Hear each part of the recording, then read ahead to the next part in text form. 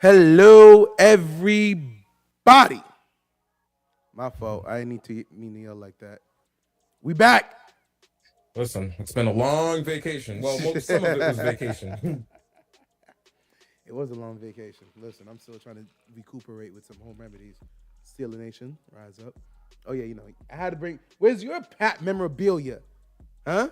No, listen, no Pats memorabilia right now. See, we're in black. We're mourning this season is what we're doing. More than the season, you guys are winning. This is good for you. If the Patriots were stock, they would be trending up-ish. You should buy now. But this season is You're trending up. This is a good thing. It is, but I mean, it is. It's weird. I don't mean to sound depressed about it, but it's a lost season. The kid's being developed. He's looking good. They're playing the Colts today. They're marching down the field. We'll see. Mm-hmm. It's all going to come down to what happens this offseason. Are they going to show up the offensive line and give them some weapons, or is it going to be more of the same? What's more important, offensive line? Average to below average players. What's more important, offensive line or receivers?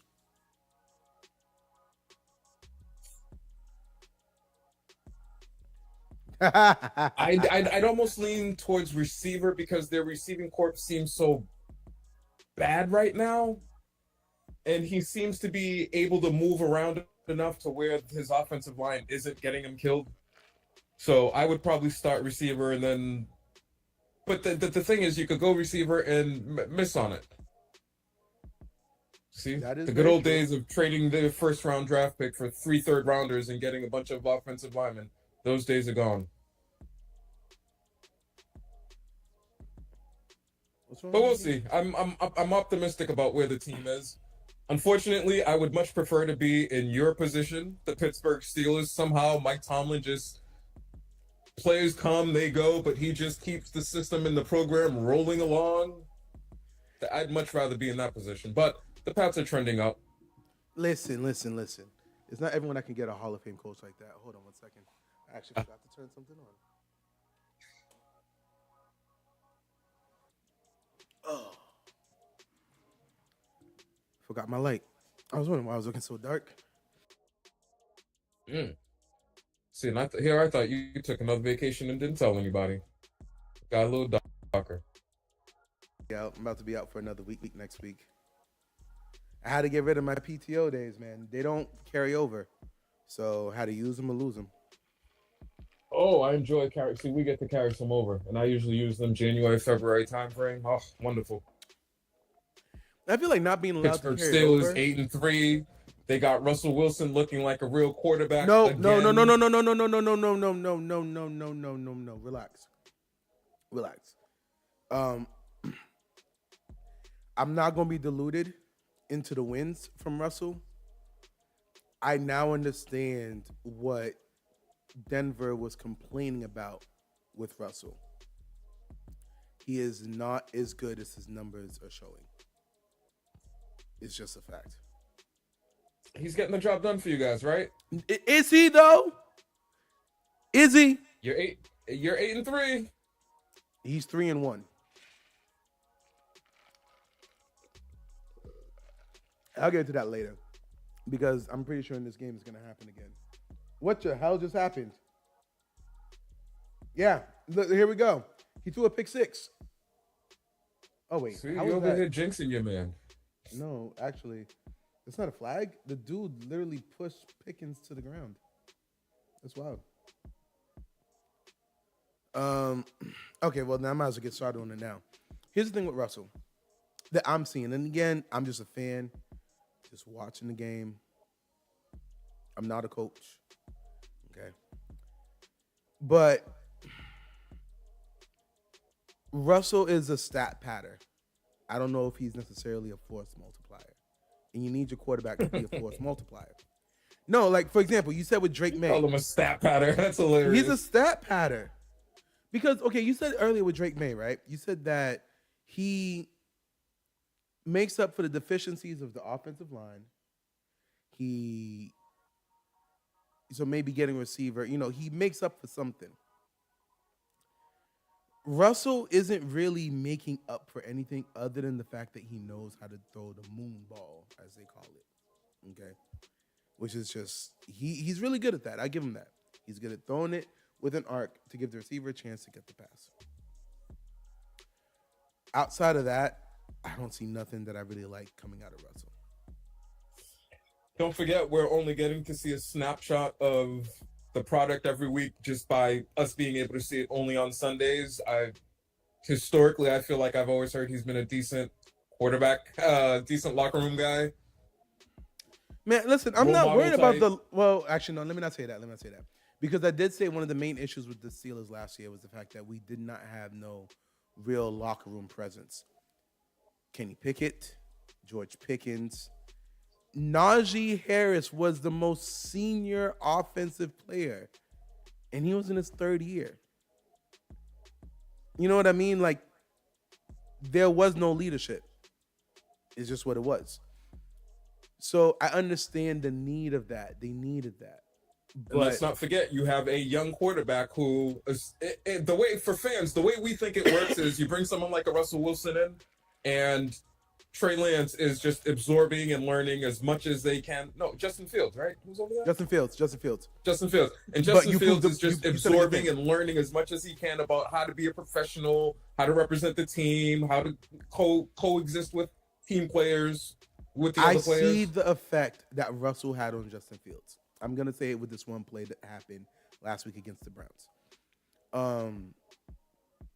Justin Fields throws bullets. He doesn't throw moonballs. He rifles it in there and everything, guns it in there. The thing is, George Pickens is a jump ball receiver. Okay? Ain't no jump ball when it's a bullet. It was on a line drive. Last week against the Browns when we lost, he had only like 4 snaps. Okay? And on those 4 snaps, he threw one pass. The one pass he threw to George Pickens was not like any pass he had thrown at all for the first 4 weeks. I think he played for the first 4 weeks, right? The first 4 weeks he played. Mm-hmm. He threw it with some arc on it and some touch. Unfortunately, it wasn't the best, but he's learning from Russell, okay? The thing with Russell is he is just like, if it's not a moon ball, we're not really doing anything. We're running the ball and praying that Russ can throw a moon ball to Pickens and make a catch. You can't just be and or in the NFL. You gotta have like your bread and butter pass plays. Like, okay, cool, it's a good hitch, out route, slant, something like that. He's not that great at it. He isn't. And I know everyone's gonna be like, oh, against the Browns, he was 21 for 24. That's great. 240 yards. That's great. It didn't come up on the scoreboard. I hear everything that you're saying, but if you just with a set of blinders see his numbers for the year, you would think that this is what you want for the quarterback. And I think you have to be cautious and realize that he is not your long-term solution. You guys aren't.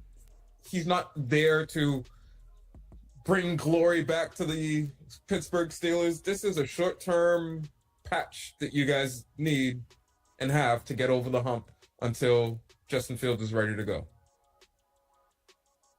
No. He is a bridge that is supposed to get us a championship. Listen. I know regular media did not really say that. Is that a touchdown? Oh, that is a touchdown. Ooh, Jonathan Taylor. Fantasy managers are finally proud. I know big media was not saying that we were Super Bowl contenders, but you did not bring someone to upgrade you so you could win in the playoffs to lose in the playoffs. You did it with the hope that you could kind of, maybe, get a championship. See, and that's where I was looking at it from a completely different set of lens. I was looking at it thinking, okay, they brought him in to remain competitive and not have to fall so far off to go through the rebuild process like some of these other teams around the NFL that probably need to start the rebuilding. They brought him in, keep the ship afloat. Let's get the young kid ready. Let's get the kid ready. And then you're going to be gone, and the kid hopefully will have picked up enough from you to where we can entrust him with the keys to the franchise. Now, you're a much bigger fan than I, and so I'm a distant observer of the Pittsburgh Steelers. If I wasn't a New England Patriots fan, that would be one of the types of organizations that I could get behind. They just seem to do it right. They're not constantly flip-flopping between coaches. They've messed up. They don't flip-flop between coaches. But the issue is not flip-flopping between coaches can also keep you stuck in your own ways. Okay? Which was one of the issues that we had last year. And then they finally fired a coach mid-season. And it was just like, because honestly, Pittsburgh doesn't fire coaches. Your contract runs out, and then you're gone. It's funny that you said that because one of the things that I think we have on the little agenda board today is coaches and their impact. And I feel so bad for Caleb Williams, who seems to be in an impossible situation in Chicago. No. Okay, you know what? Let's get talking about Caleb Williams. Yes, he had a lame duck coach. First off, let me say something. And again, owners, I get it, but I don't get it. A lame duck coach is not a coach. Players, I don't know if a player can respect a lame duck coach. Because when a player has 3 years left on his deal, and let's say they're losing, and the coach, who everyone knows is not going to be here next year, is yelling at you like, if you don't do this, you're going to get benched. You know what they're thinking in the back of their head. Micah kind of alluded to it a few weeks ago. We didn't get a chance to talk about that. I think we was on the boat. Listen, he was like, man, listen, we're going to be here after him. Why the hell does it matter? He going to bench me? I'll be starting next year then. I'll collect my check from the bench. You ain't even going to be here. You really take away a lot of the coach's leverage in leading the locker room when everyone's like, man, listen, I don't give a damn what you say. You ain't here next year. Okay? Now, I'm not saying that was Caleb. And also,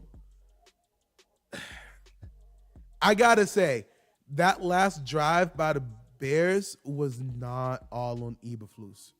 It wasn't. Caleb could have called the timeout. A receiver could have called the timeout. It's not like the coach is the only one allowed to call a timeout. And then not only that, they didn't hustle. They were acting like there was still 3 minutes left in the game.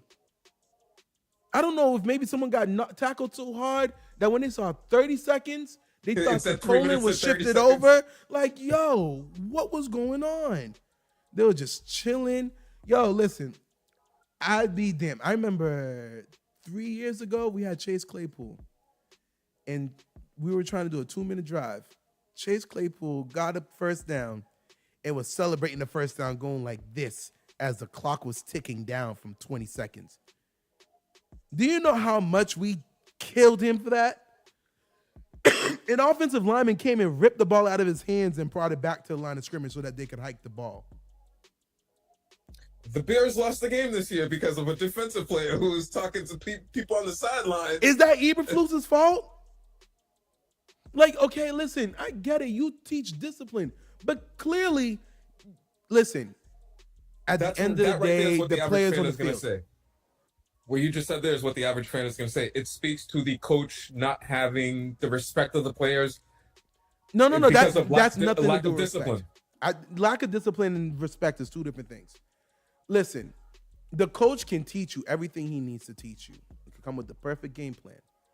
But if you're getting bored looking at some people in the stands, when the ball is hiked, there's nothing more the coach can do other than bench you. That's it. Okay? That's not the coach's fault. The coach would be like, we called the play. We called what do you call in the Hail Mary? Prevent. What was my defender doing? He was too busy talking to the fans. Oh. What do you want me to do about that? Okay, cool. Honestly, the best thing he could have done was make sure he sat him for the first drive. That's the best thing he could have done. That's not the coach's fault.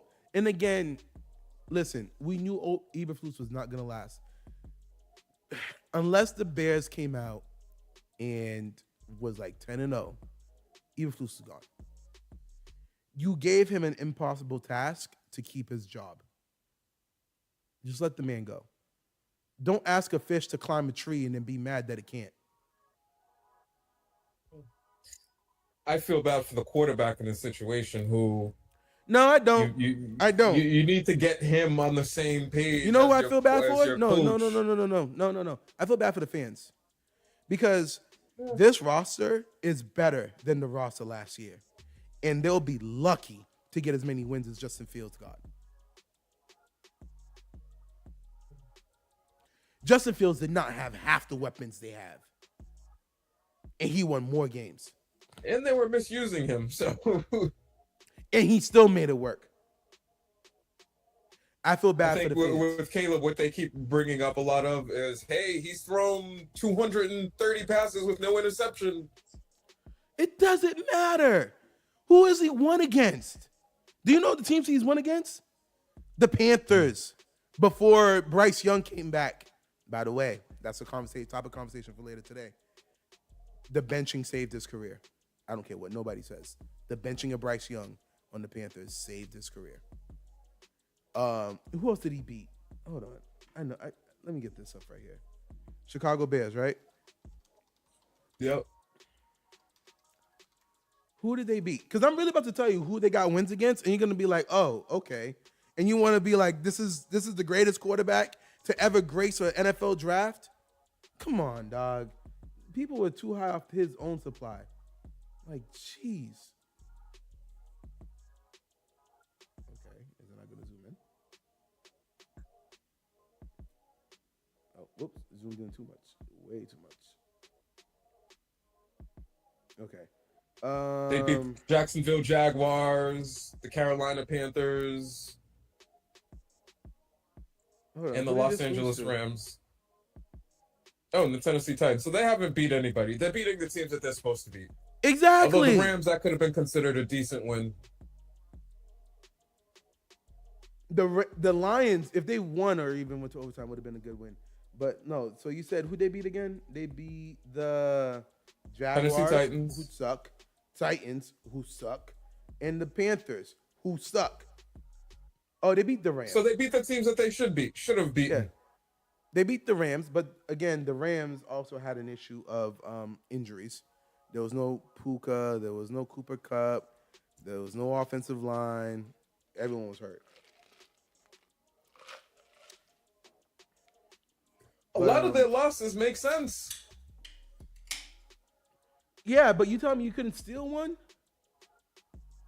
They shouldn't have lost to the Patriots, New England Patriots. That's wild to me as a Patriots fan. Okay, and you could say that they should not have lost to the Commanders with the Hail Mary.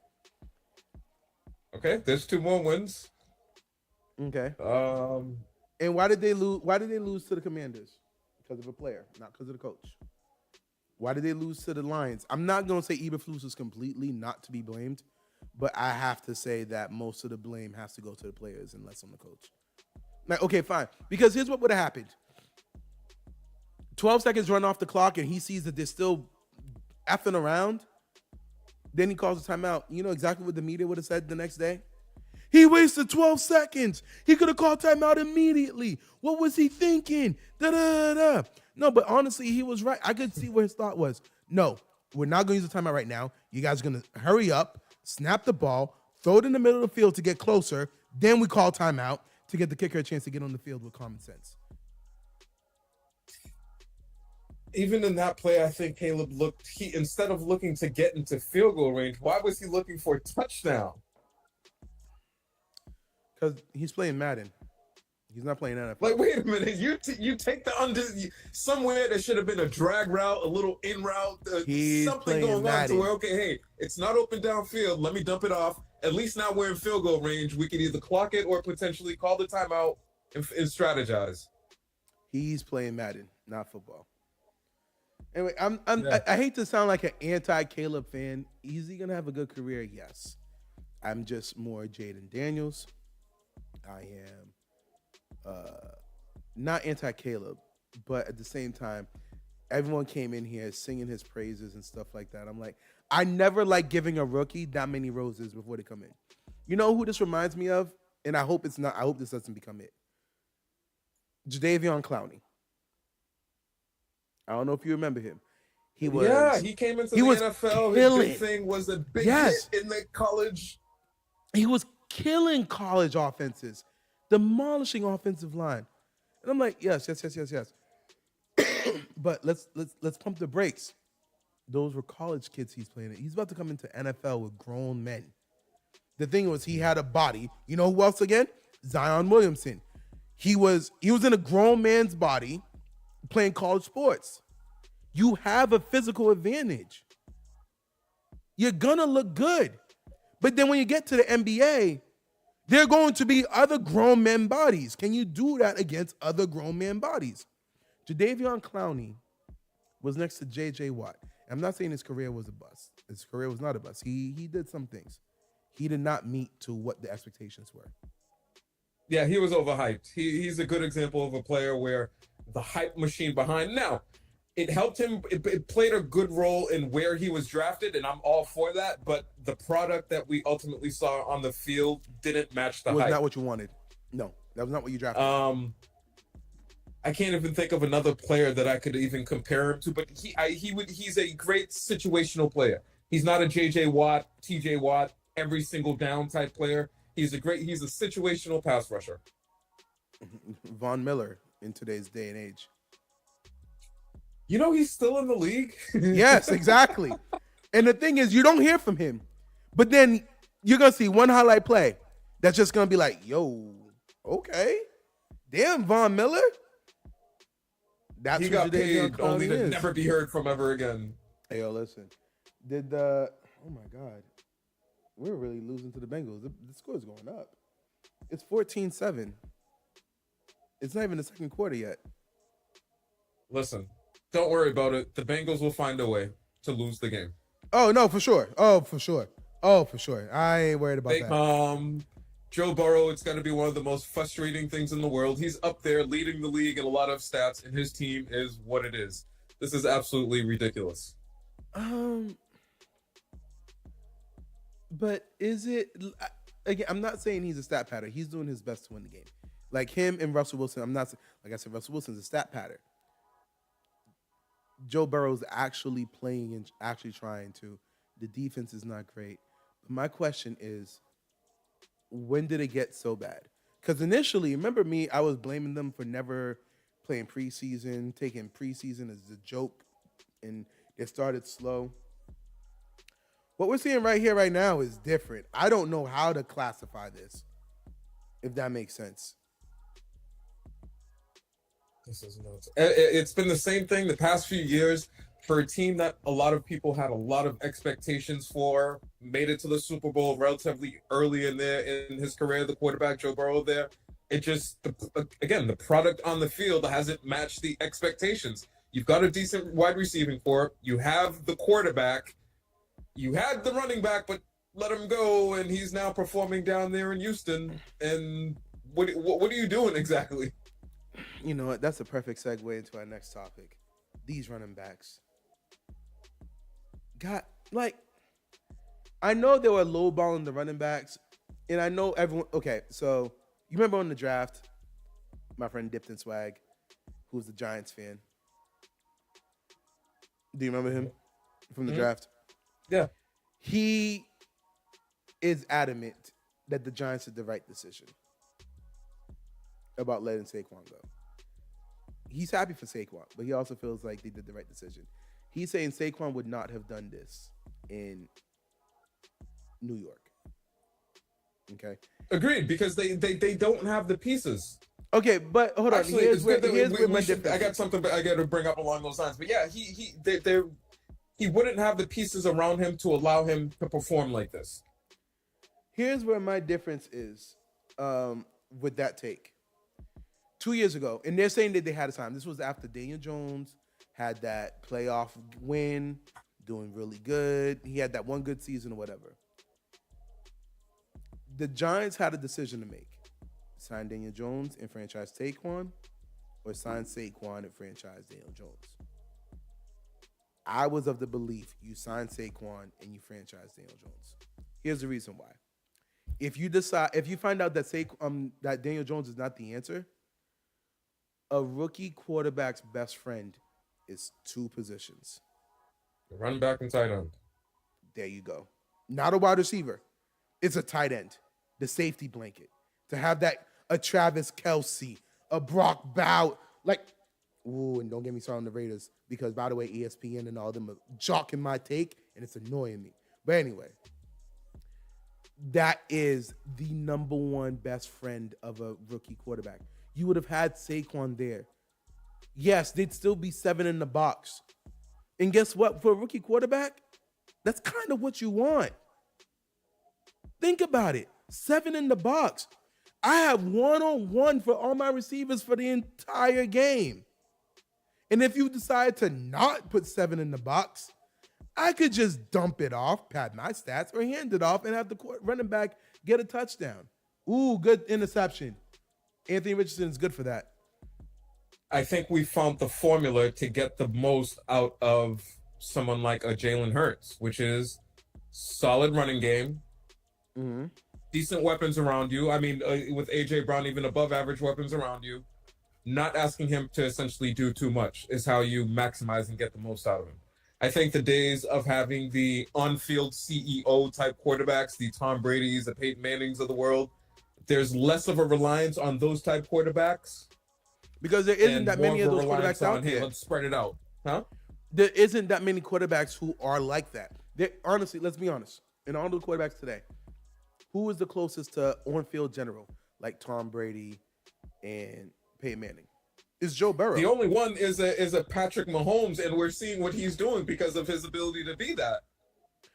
Joe Burrow and Pat Mahomes. That's it. Everyone else, think about the other quarterbacks.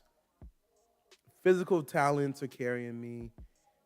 I'm not saying they're not cerebral. They are. They will forget more football than I'll ever learn. But Tom Brady really do be having a point when he's like, the quarterback play has dipped in the past 2 years.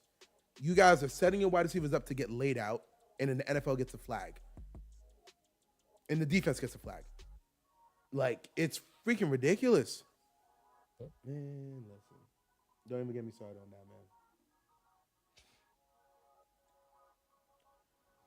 All right, but I want my roses. Remember about 2 weeks before we took our vacation, how I had said the Raiders should go for Coach Prime and Shador. And it was a good take. It was, but are they really gonna be good? We know the Raiders are gonna be a top pick. And then on ESPN and Fox Sports and NFL Network, oh, Prime, you're gonna go to Dallas. And then he's like, nah, I'm not going to Dallas, yada yada yada. Whatever. He's saying what he should say. And then all of a sudden they're like, yo, what if the Raiders draft Shador and get Prime to be the new head coach? And I'm like, that is such a wonderful take. If only I heard of that somewhere else before. No. Everything I'm hearing, Prime and Shador to Dallas. Start the rebuilding process now. I don't like that take. I hate that Why? take for this one reason, Why not? one reason only. Dak has a no trade clause. Oh, does he? Yes. They gave Dak a no trade. Listen, Jerry Jones is the problem. It's in our notes for today. Jerry Jones is the problem. What? Is he though? Is he really?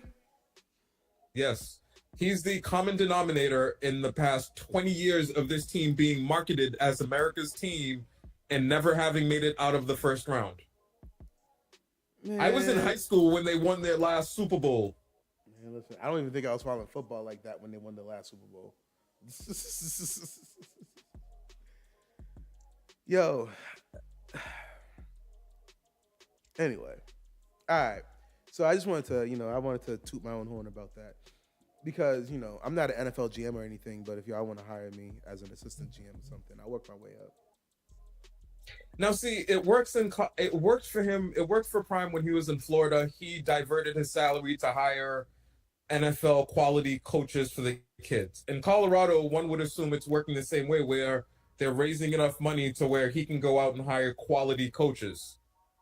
Yeah. One could only assume that that's what he would do in the NFL. Okay, hey. No. In the NFL, there's no salary anymore. cap for coaches. He doesn't need to divert any of his salary. You pay Prime good, because he ain't go. Listen, Prime does not take discounts.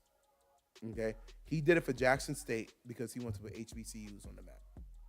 Appreciate it. Jackson State took him for granted.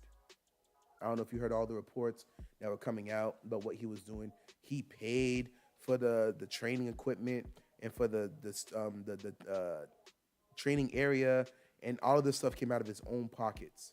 So yes, when he went to Colorado State and left the HBCU, people want to make it seem like he was a coon act or whatever. No, he put HBCUs on the map while he was at Jackson State, and he's like, they got additional revenue, and they took him for granted. Yeah, they didn't reinvest it the way that they should have. No, they should not have. Like, honestly, like it's like a quarterback who's like, okay, you know what? I'll take less money here so you guys can get a wide receiver, and then they never get a wide receiver. Give my money back. You know what I mean? Why did that go up? Anyway, you know how I was talking trash about Russell? He's proving me wrong right now. He's balling right now. But the issue is, it's the Bengals, though. Like, of course. Also, in all my critique of Russell Wilson, I will say this. I did not hold the Ravens game against him. It was his first AFC North division game. And if you always read about it, you can hear about it. Okay? And even when you watch it, you see it looks different. Okay? I can just imagine when you're playing in there, you know it's different. You know what I mean? Like, they played the Ravens, you said? They played the Ravens 2 weeks ago, then the Browns last week. I'm pretty sure he was not ready. No one is ever ready. Even players who've been in the Steelers and the Ravens for years are never ready for a Steelers-Ravens game. They're like, dog, what is this game? Why are we doing this? Listen, speaking about the Ravens, enough, okay? Enough. Lamar Jackson is him. The only thing that he needs, I say it so lightly, the only thing that he needs, if he could be a multiple Super Bowl winner, that would cement his legacy. But at a bare minimum, he needs to get one in the near future here. He can't come out and keep having these absolutely amazing seasons and having it end in weird playoff losses. Right now, Lamar Jackson... Huh? Is he an MVP this year? I don't see why he wouldn't be number one in yards, number one in yards per attempt, number 8 in yards per game, but number 1 in touchdowns. He's got 3 interceptions on the year. He's got the number 1 passer rating in the NFL. This is all for a guy who was criticized as not being able to pass. Number 1, I don't ever want to hear any commentator ever anywhere say he can't pass and throw the ball. Even the argument of he doesn't do it consistently, you got to kind of throw that out the window because of the numbers that he always puts up. He's always up there in the yards and this important key statistical information. That's it.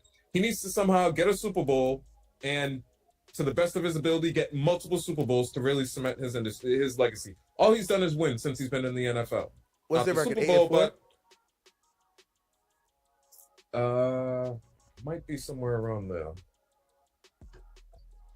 I think he's going to be one of those players who, unfortunately, he ran into the Patrick Mahomes era of the NFL. That's going to be his unfortunate luck. Every sport has them. It's those players that are unbelievable. Okay. I got so much stats. Yeah, they're 8-4. Okay. Yep. And you know what? I'm gonna quote. I'm not gonna take credit for this. I have to quote Nick Wright from Fox Sports. How can your MVP be a player that he says when he passes too much, they lose? Oh, now we're criticizing because he passes too much. Listen, they find a way to win the game. No. Listen, when Derrick Henry gets at least 20 carries, they're 5-0. When Derrick Henry has less than 20 carries, they're 3-4.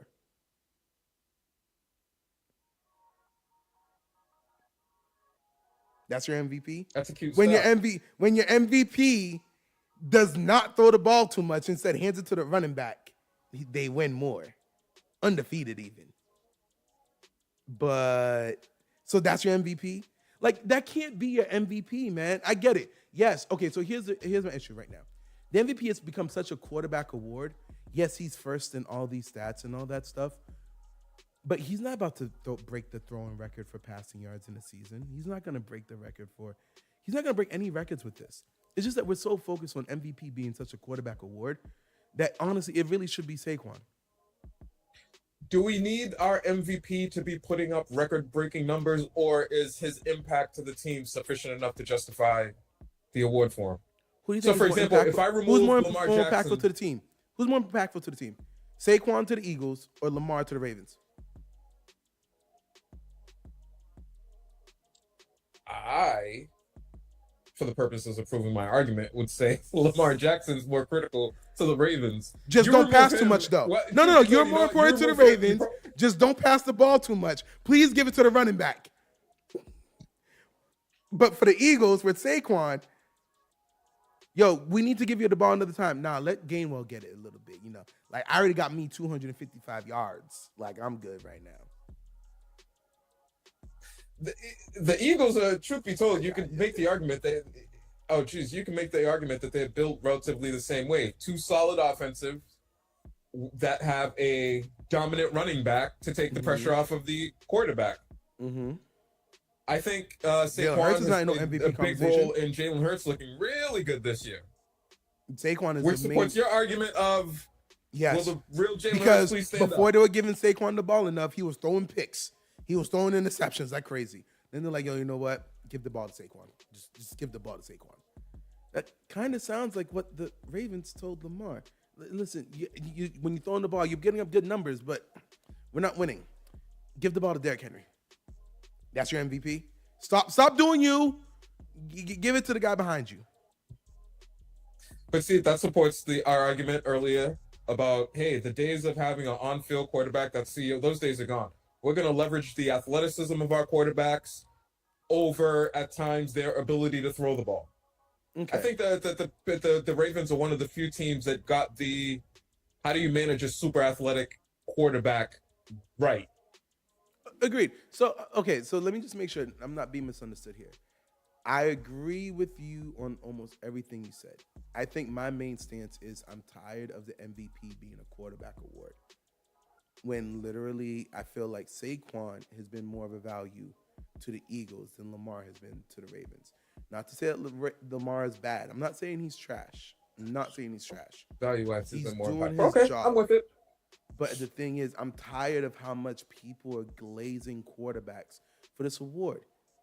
Quarterbacks were breaking records, throwing 5,000-yard seasons, everything. What's Lamar on pace for? Hold on, let me take a look at this. Lamar Jackson. Because just being the number one quarterback of a mediocre quarterback year doesn't mean that you're really the greatest quarterback. You know what I mean? Mm-hmm. Stat pace.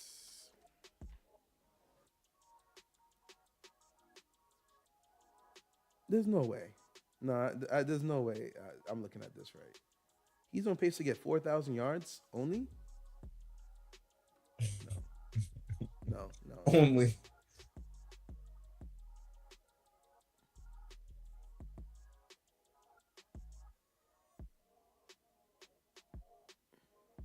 No, he has 3,000 now. Right? Yeah.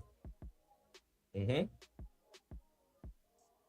30 whatever 100. Yeah, he's projected to get to 4,300 yards.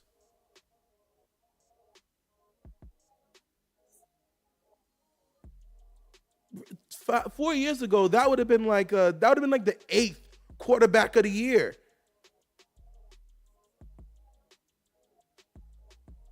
He's not even gonna get 40 touchdowns. So yes, you are number one in quarterbacks. Agreed. Understood. But these are not. These aren't mind-blowing numbers that you would typically get amazed at for a quarterback. However, at the end of the day, these guys are measured on winning. Okay. And Saquon's about to break the record for most scrimmage yards in a season. Saquon gets 2,000 rushing yards this year. He should automatically be named the MVP because He's not for a even position that we've talked about three. that's dying. Huh? People are saying the top 2 MVP candidates are Josh Allen, congratulations on the engagement, and Lamar Jackson. No, I'd get behind Lamar Jackson and Saquon Barkley. Josh Allen is okay. I don't want to take anything away from them. They're 9-2 right now. He's doing their thing. I thought that they would have collapsed and slipped a bit more, and that's why I have Josh Allen above Lamar. I'm sorry. We were expecting the Ravens to be a great team, and honestly, they've been subpar. We were not expecting them to be 8-4 at this point in the season. They're not even number one in their division. Buffalo was not supposed to be this good. After they got rid of Stephon Diggs, everyone was like, who is he passing it to? What? Right? Listen, hold on. The AFC North might low-key be the best conference, best division in the AFC right now. In the AFC, fair. But Lamar's only played 2 division games. No, we were his 3rd division game. He's only played 3 division games. And if I'm not mistaken, he's 1-2 in the division. No, they're 2-2 in the division. 2-2? What was the 4th? I know he played Steelers once. They played the Browns twice already?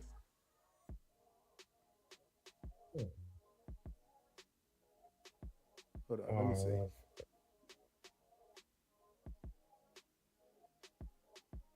When you need your internet to be faster and it's not.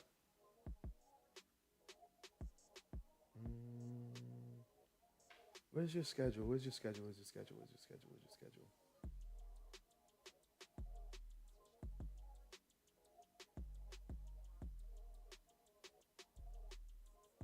Okay.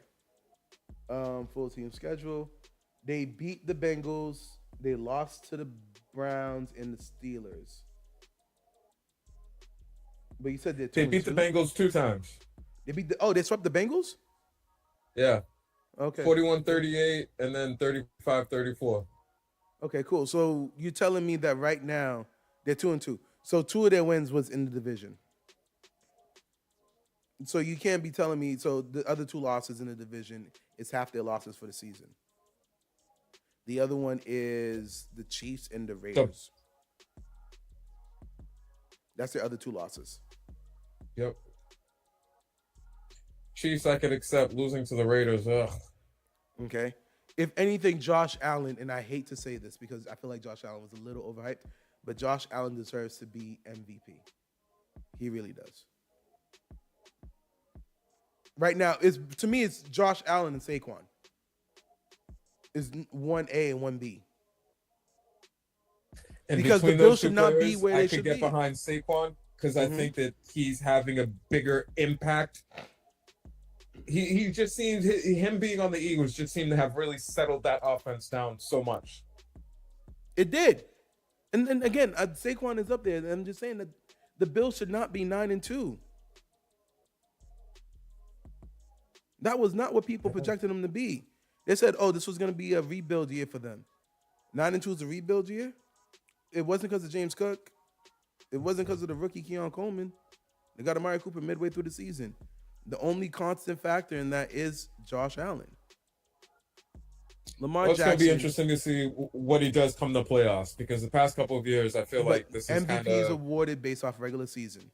And right now, you can't have Lamar Jackson, who's not leading his division, not even top 4 in the playoff race, is as an MVP favorite when you have a quarterback who never should have been. That I could get behind. And Saquon as the other one. I could get behind that argument. Hey, yes, you're putting up unbelievable numbers. However, again, let's not say unbelievable numbers. 5 years ago, these numbers were not unbelievable. Yes, you're putting up decent numbers for the year is what you're doing. That's it. The bar has dropped. we can't reward you because we dropped the bar to make you look better. And I'm not saying that, for Lamar, but I mean, like, just because the talent field has decreased in their thing and you're still leading them based off of the decrease doesn't mean no. Because what's going to happen the next time a quarterback gets to 5,000 yards? We've seen what quarterbacks are capable of.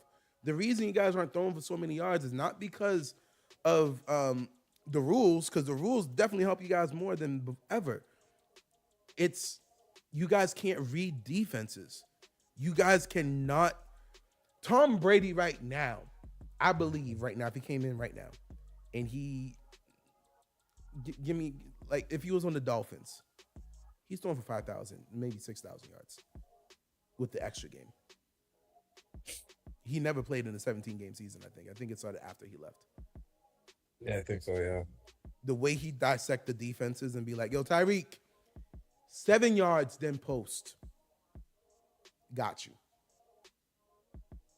Quarterbacks aren't doing that no more. I kind of regret that I would have really wished to see him play until he actually got bad, if that makes sense. And it's weird because as a fan, you wouldn't necessarily, you will always want to see them playing at their height. But you're right. Mm-hmm. You put him in today's NFL where the quarterbacks are still protected the way that they are. You give him an offensive line and some above average wide receivers. I think he can make it work. And it's just the quarterback play has decreased, so we're more grateful for what we're seeing. But no, I feel like we should not. That's settling. It's like a person who's dating. It's like, all right, cool. Now I'm 40 years old. She got 3 baby mamas. I might as well. I guess that's the best I could get. No! Just because that's the best you can get now don't mean that's actually what you should get. What the hell? That's settling. Oh, 2 of them are locked up in juvie? Or not in juvie. Oh, no, not in juvie. If juvie, that would be crazy. 2 of them are locked up in county? Oh, life sentences? Okay, I could deal with that. What about the 3rd one? Oh, he's coming out next week? Let me see if I can bulletproof my car. All right. The Kansas City Chiefs, they're the modern day version of the Patriots, the team that's just dominating the NFL beyond belief. No. I refuse to accept that. Why not? Because the Patriots were better than this Chiefs were. Oh, absolutely. I just mean from the perspective of there was a particular groove that the New England Patriots organization got into where it felt as if when they were going through the next man up mantra. Hey, this person goes down, whatever. We can go down the Hyde Park, pick 3 guys off the street, plug them in, and we're going to go off and beat teams. It feels as if that's that groove that the Kansas City Chiefs they weren't having this many one-score games. The coaches there, huh? They weren't having this many one-score games.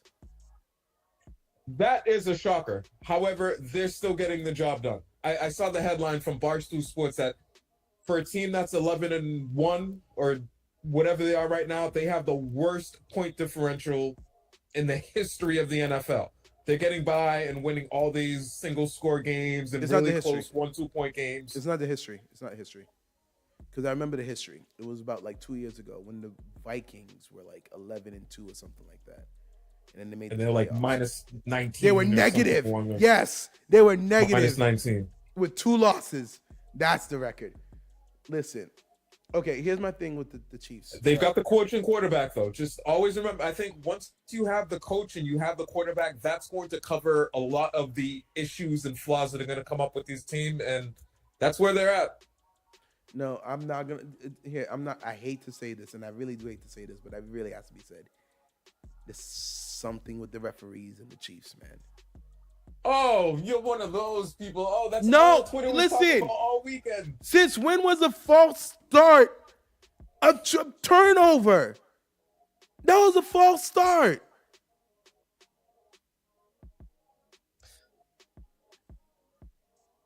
They don't get them all right from time to time. Yes, and for some reason, they seem to not get them right a lot for the Chiefs games.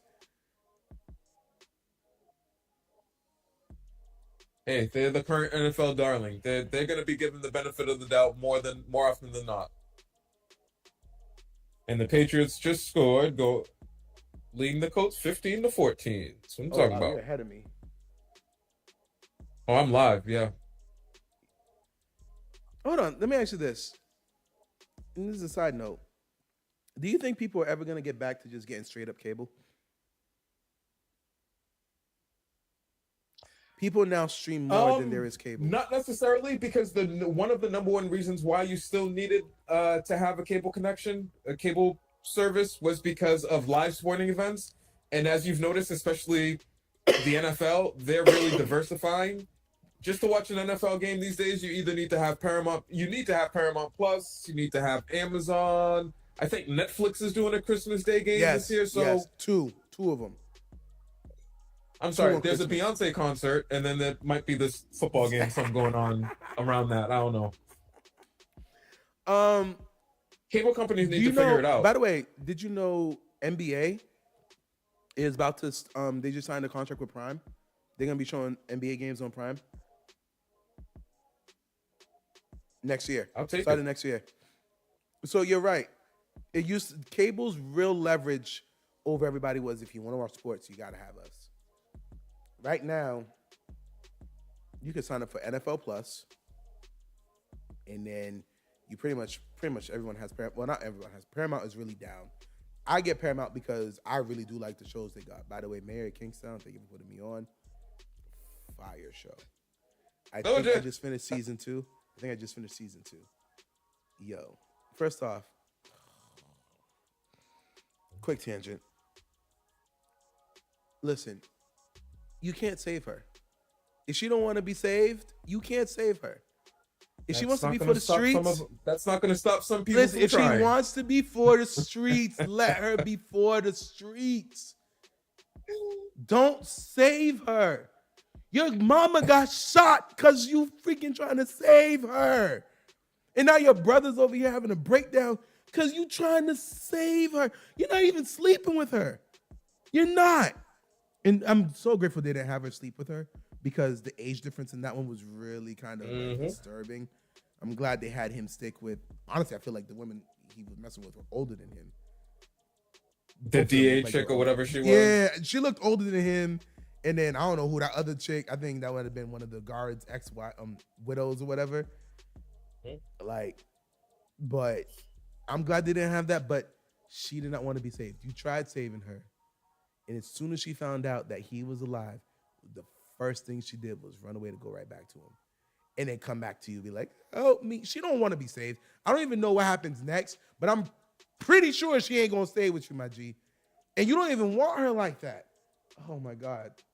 Listen, there's some just good people out there in the world that care.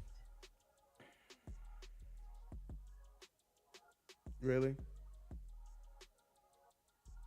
You left. Hey, he's had something of a complicated life, and so he's trying to give. Listen, the second she ran away,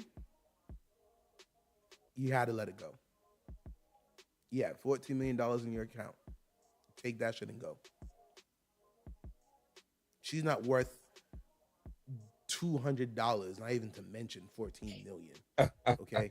She don't want to be with you. She don't want to be there. She went to him willingly. Okay? Let her go. Anyway, I'm sorry. That's what Mayor of Kingstown. Listen, if y'all watch it, great show. Tulsa King and Lioness, amazing show. So I got Lioness. I have 1 or 2 episodes for the current season of Lioness left. Episode 4 or 5 or something like that. But yeah, that's another good show. If you're into Jack Bauer type shows on television, I don't know if that's necessarily Jack Bauer though. Is that Jack Bauer? That theme, that hey, gotta save the world by any means necessary type show, spies and things of that nature. If that's what you're into. Like, yeah, I guess. But I don't know if I'd go with Jack Bauer because it's more gritty. And the thing, I would say this, the thing I do like about streaming shows is that, and Marvel could learn something about this. Yes, it's dark and it's gritty and all that stuff. But honestly, that's how the world is now. And that's one thing I like about Lioness. That's one thing I like about Tulsa King. That's one thing, like, I'm watching Mayor of Kingstown and I'm like, I'm pretty sure shit like this does happen. We the humans are both the problem and the solution, okay? No, listen. I texted you this. The guards, the system, the DA. They're the real villains. You keep going to these criminals, asking them for favors, and then when it's time for you to keep up your end of the deal, you sit over here and you be like, man, we ain't keeping our word with you. Y'all are criminals. And then y'all gonna be shocked when the criminals are like, okay, cool, let's show you why we're criminals. Like, oh my God. Idiots. Okay, so the Steelers-Bengal game is no defense. It's just get the ball, march on the field, get a touchdown. Get the ball, march on the field, get a touchdown. Get the ball, march on the field, get a touchdown. It's 14-21, and the Steelers just got the ball back. It's just there's no defense in this game. The Commanders are smacking the Titans around 28-0. Wow. Yes. I low key need. So this is where I'm a little conflicted. I want the Commanders to win the division. I want them to win. I need the Eagles to lose, but they're playing the Ravens today. And I need my Steelers to win and for the Ravens to lose so that I can get an extra game up in the division standings. So I'm a little conflicted. I don't know which one I really want. I don't know how I really want it. So that's just a very interesting scenario right there. Is that the Sunday night game? Ravens, Eagles? It's a 4:00 game. 4:30. That's going to be a good 4:00 game. Yes, it is. I don't know what I'm going to eat for it yet, but I'm going to have to find something.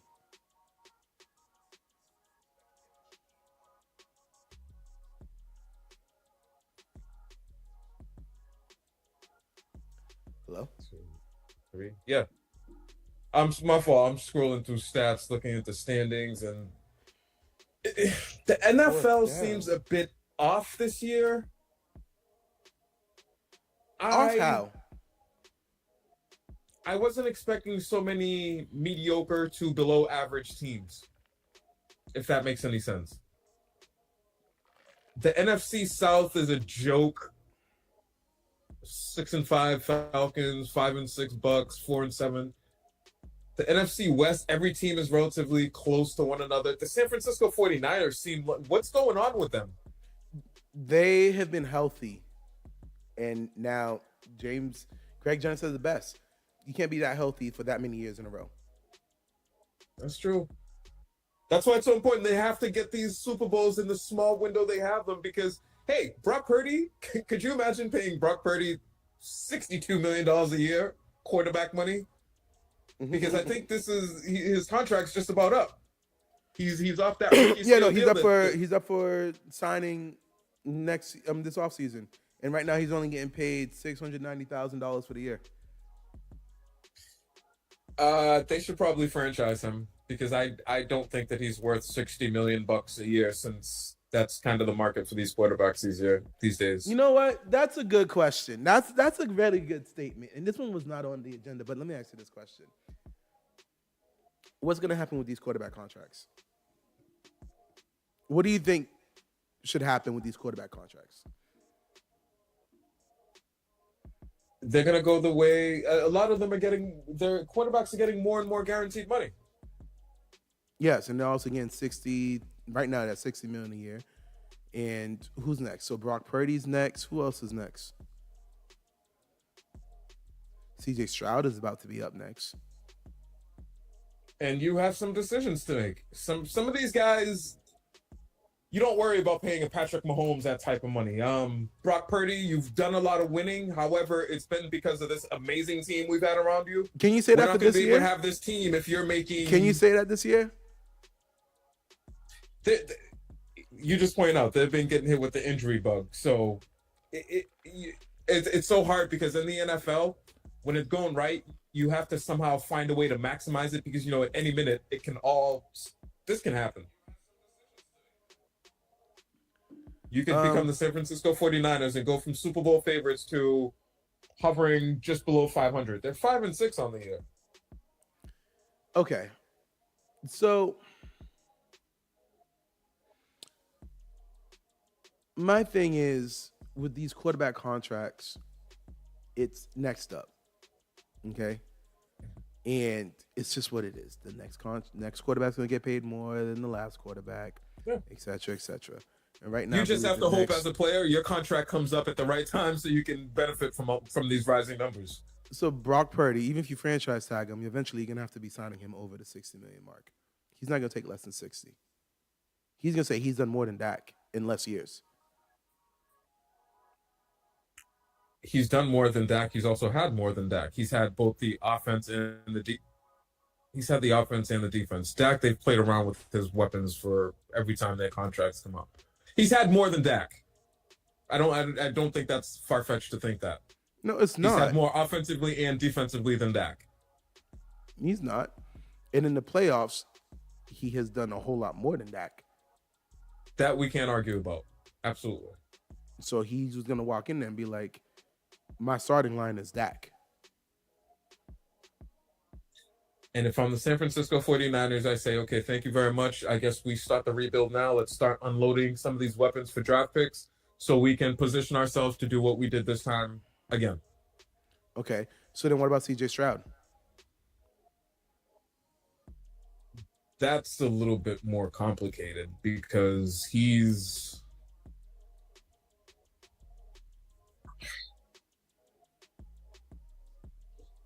done well with what he's had. That's a tough one. I don't know what you do with him. You're gonna have He's young. He's promising. He's got in 3 years. In 4 years, it's gonna be $70 million a year for quarterbacks. Now hold on. Listen to some of these numbers. 2,875 yards on the year. That's for sixth. 14 touchdowns, tied for 14th. He's got 9 interceptions. Could like to see that number better, but a QBR rating of 51.4 for 24th in the league. Mm-hmm. And they're still what gonna are make they? the playoffs. 7-5. They're still gonna make the playoffs.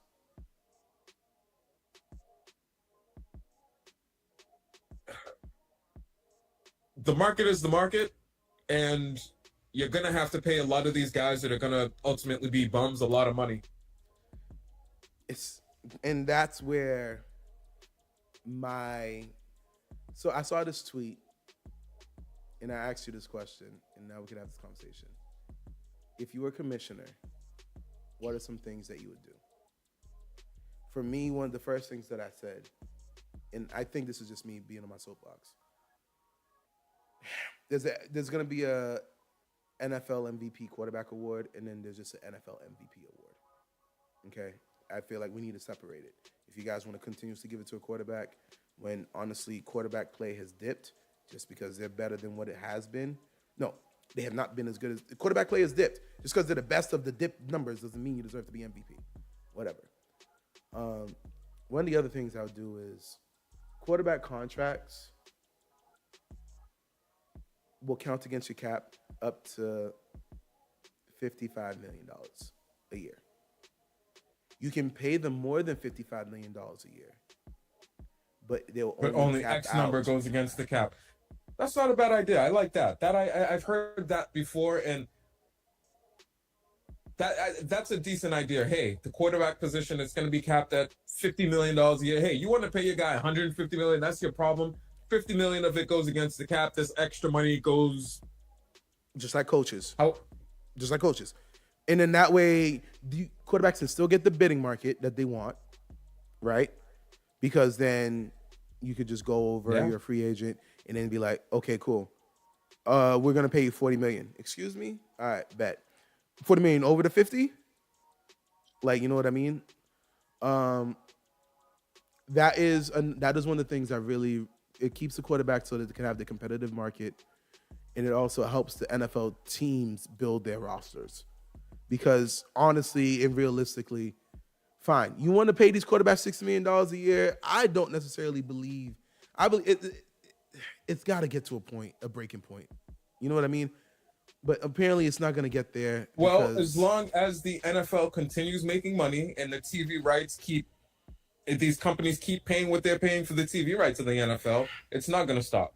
But these quarterbacks are not getting better. We've lowered the bar, as you said, in order to... That's my issue. It's like they're not getting better and they're getting paid more. You know, okay, this is a prime example. Here's a prime example. Russell Wilson's about to be a free agent this year. This man does not deserve $40 million a year. He's not going to be making top of the market, but he's going to be making extremely respectable money for a quarterback. He's not going to be getting in the 50, 60. He'll be probably getting 40 something. He'll probably sign a 3-year, $120 million contract with, say, $100 million of it guaranteed. $40 million for him is too much. I really feel like that's too much. From what I'm seeing, hold on. He doesn't work everywhere, but he definitely works for them and their purposes right now. And I guess that's one of the questions that you ask yourself is, how much are you willing to pay for the development of your future quarterback here? Okay, you know what? I'm going to read you... I'm going to read you a list and tell me that's where... a good deal. Hold on, I'm going to read you a list, and I want you to tell me where he needs to fit in. Okay? Who, Russell Wilson? Russell Wilson. Okay. Dak Prescott, more or less. Don't worry about the contract numbers, just right now. Should he be paid more than Dak Prescott?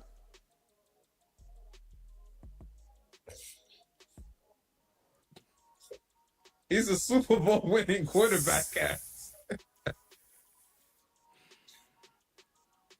But see, we're not compensating you for what you've done. Less, because moving forward, he has less of a future than someone like a Dak. Even though Dak's up there, Dak's in his 30s.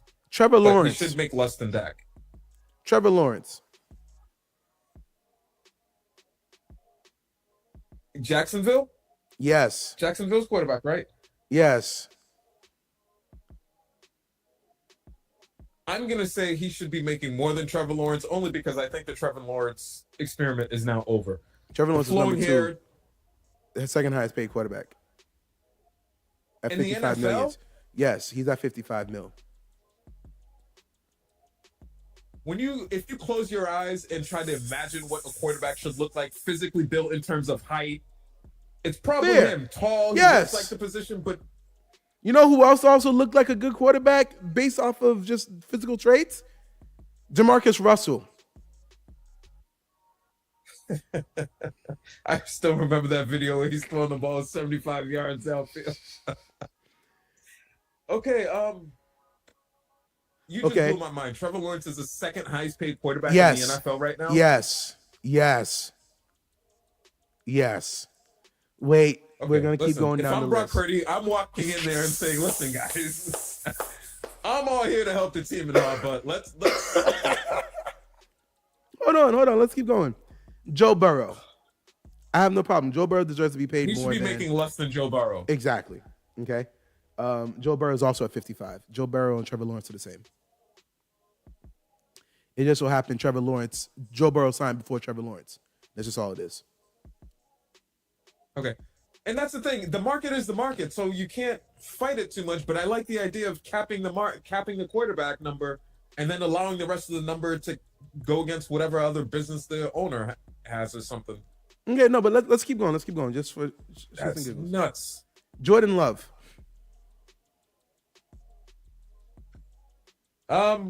He should be making more than Jordan Love. However, long term, Jordan Love has the higher ceiling, greatest potential.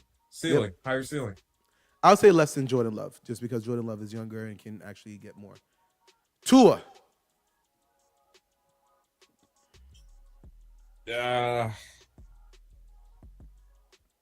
He should be making more than Tua, just because I think he should. Super Bowl winning quarterback. 53.1. He's not one sack away from 53.1 million. Tua's making 53.1 million. Yes. Let's keep going. Jared Goff. And the thing I don't like about this is that as you're going down the list, it's like the talent is also going up and down like this as well. Yes. Yeah. But see, I think we hit the nail on the head. The market is the market. You kind of sign when you sign, and if somebody just reset the market just before you, all you can do is do your Birdman. Oh, yeah. No, but Jared Goff, more or less. Jared Goff has made a Super Bowl. I'm more optimistic about Jared Goff's longevity as opposed to him, so he should be making less. Okay. But Here's two. I'm gonna just give you to speed through the list. Here's three names: Justin Herbert, Lamar Jackson, Jalen Hurts. Should Russ be paid higher than any of those three? no, Even I Justin don't think Herbert? so. Have you seen what Harbaugh is down there doing with them this Fair year? enough. You know, Fair enough. Fair enough. Kyler Murray. again, that's another team that's starting to kind of turn it around, and they're starting to look like an actual NFL team these days. But I'm okay with Kyler Murray making more than him. Greater upside. Okay. That's $46.1 million. And he's actually about to be up for a new contract in a second. And and unfortunately, because of news reports that have gone out there, he's the spitting image of this lowering the bar for quarterbacks. And he signed a contract where they had to include language about the amount of hours that you were going to. That's just nuts. Listen, here in the New England area, Tom Brady wanted to get all the snaps, not 95% of the snaps, 100% of the snaps. Even when when there were blowouts, nah, I'm still going in there. I want to be in the game. And doing whatever. I want to be in the game. Okay, I'm going to jump around the list now. Kirk Cousins. Should he be paid more than Kirk Cousins? Yeah. Kirk Cousins is not. He is what he is right now. He's not the game changer that we all thought that maybe he was going to be. He's 45. a serviceable quarterback. $45 million. Aaron Rodgers. Listen, Aaron Rodgers needs to retire. Okay, he's the spitting image of what everyone tells you that, hey, you can't play football at 40 anymore because this is what you're going to look like, and that's what he looks like. Matthew Stafford. That's the last thing I'm going to give you. Stafford's got some miles on him, but he did win that Super Bowl. No, he's younger than Matt Stafford. He's younger than Matt Stafford. He's younger than Matt Stafford. Is he?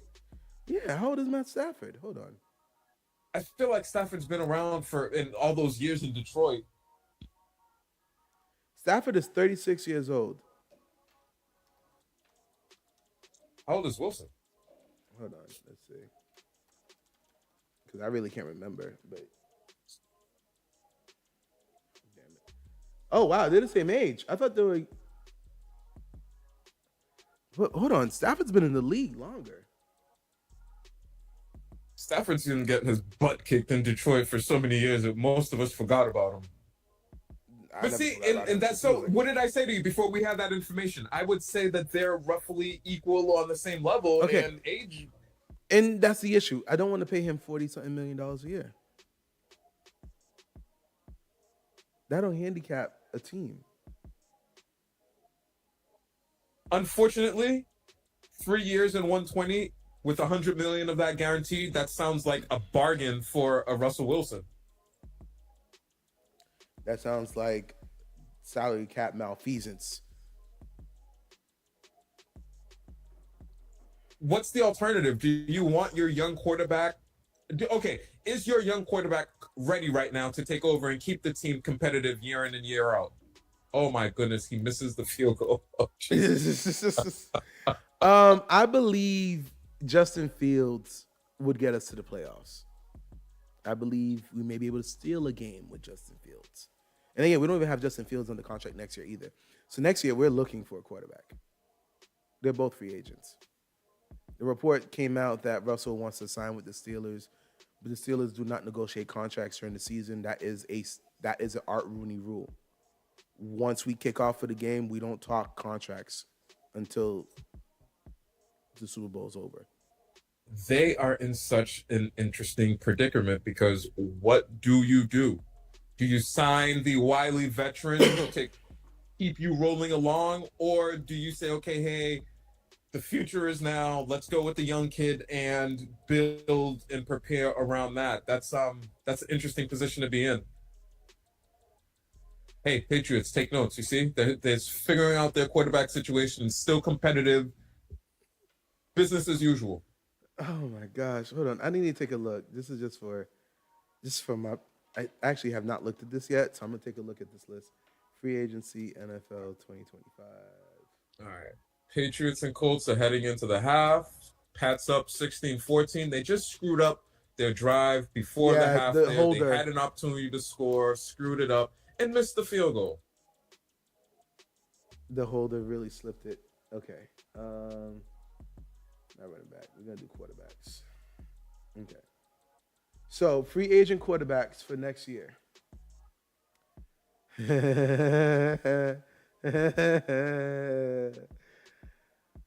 Oh, I'm not liking this. Okay. Sam Darnold, Zach Wilson, Trey Lance, Jacoby Brissett, Taylor Heineke, Marcus Mariota, Drew Lock, Jarrett Stidham, Andy Dalton, Justin Fields, Joe Flacco, Jameis, Mac. Are you looking at unrestricted free agents? Yes, for next year. Because if they're restricted, they're going to get most likely franchise tagged or something. Carson Wentz, Jimmy G, Mason Rudolph. Yo, none of these quarterbacks are any. You don't let your quarterback go. You don't. And this is just so. Hey, what if they go Justin Fields and Marcus Mariota to back them up? Okay, but Justin Because here's Fields the thing. I think Marcus Mariota is a serviceable quarterback. He's not the quarterback you want running your team for 16 games in the season. However, he could come in and for a 2 to 3 game, maybe 4 games, get you some victories and keep things operating.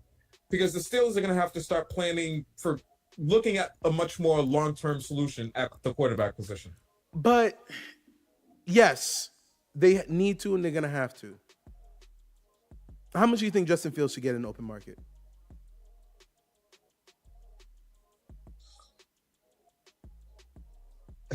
He's going to get $40-50 million a year because of what the market is. If we're judging him based on his production, you have some room to try to push that number down, but the market is the market. And Dak just reset it at 62. He's not getting 60 mil. No team out there is going to sign Justin Fields for 60 mil. He's not that elite, but could he make the argument for, okay, hey, I'm worth at least 50? Can he? Okay, and I'm saying this, and I hope it's not true because I don't like this. I hope that by one of the things that I hope that they were doing, I think that they're doing by not playing Justin Fields is so that they could drive down his value for next year. Oh, shit. He went 4-1, right? Or something like that. He went 4-1. And then they sat his ass. Listen, as a fan, I would be pissed. As a business owner, hey, that's a pretty smart thinking there. I hope that's not true. Oh shoot, hold up. I think I might hit my first parlay bet. Oh, wait, nope. How the hell are the Jets beating the Seahawks? Am I really gonna lose because of that? Yo, Texans are doing it. Colts are doing it. The Cardinals are doing it.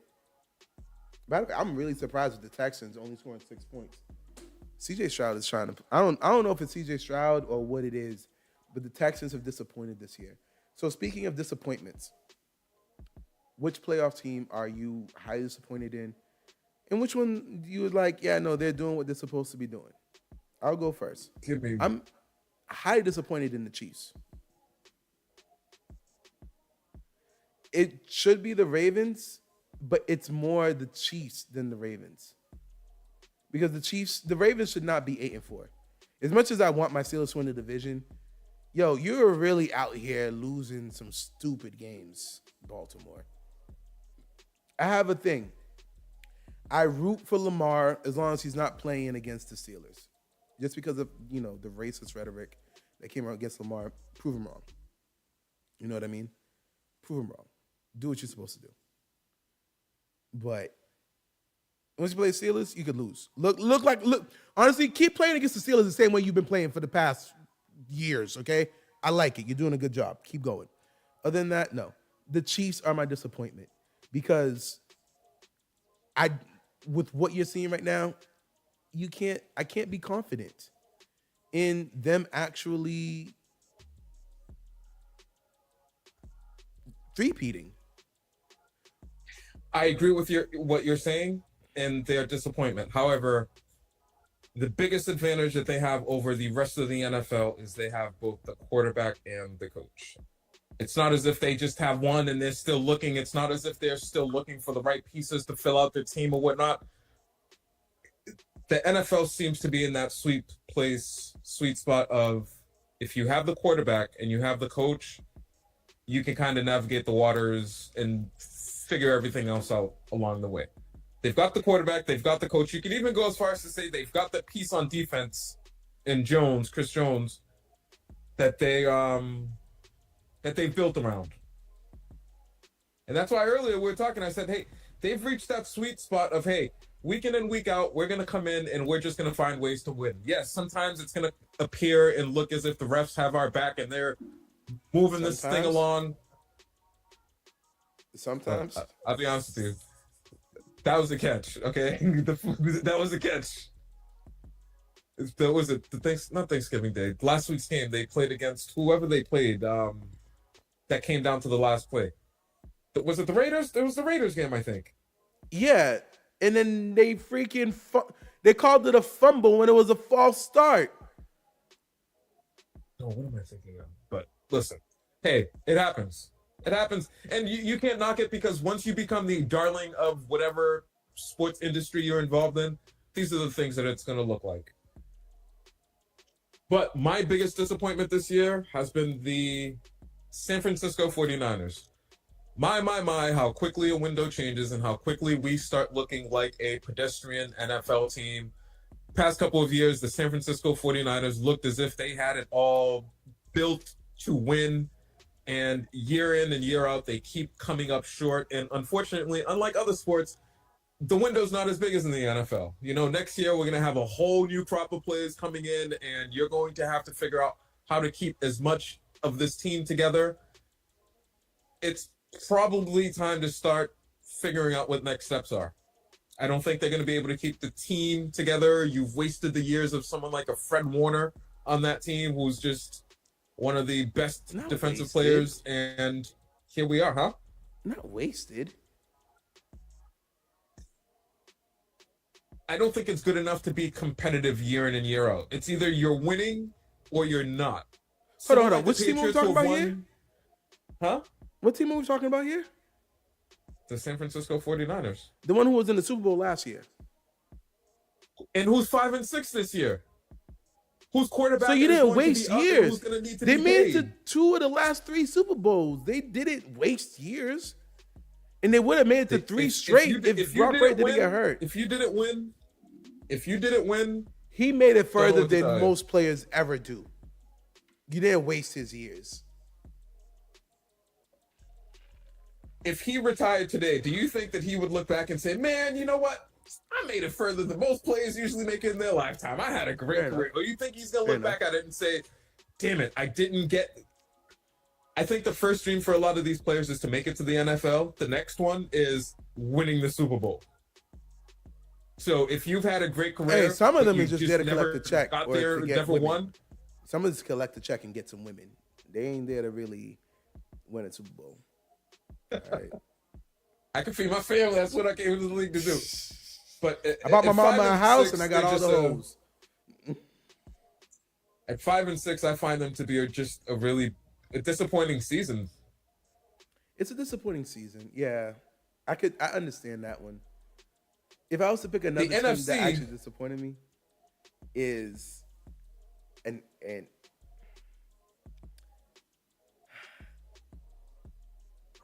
it's Miami. Listen, I know they were an offensive team, and I know they just signed Tua this year.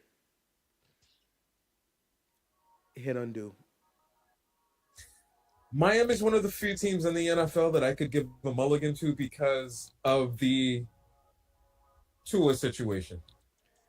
And It's not even they just the built their Tua team situation, a though. particular way, and unfortunately, they got hit with the injury bug. And No. And here's the reason why. Because Tua's back. You guys really cannot play in cold weather. that I'm also with, because it seems like a lot of what they do is That can't be your excuse they year outrun in, you. year out. That can't be, listen, that can't be excuse year in, year out. Like, oh, we would have won if it was 50 degrees.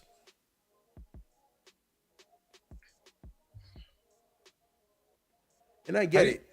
Tua's from Hawaii. He don't know snow. He don't know cold. I get it. And he's in Miami. They don't know it. But you got to get over it.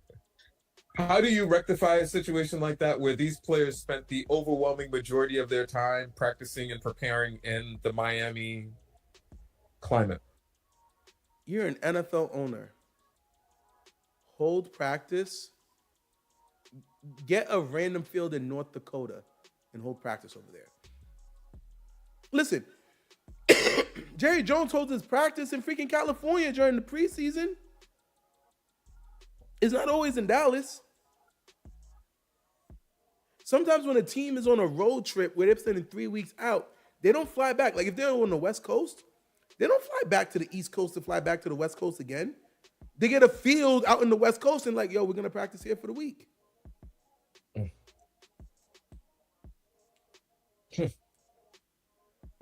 Honestly, the team, I feel like the whole team just needs to get blown up. I keep the coach. The coach is good. But I think you need to start it over.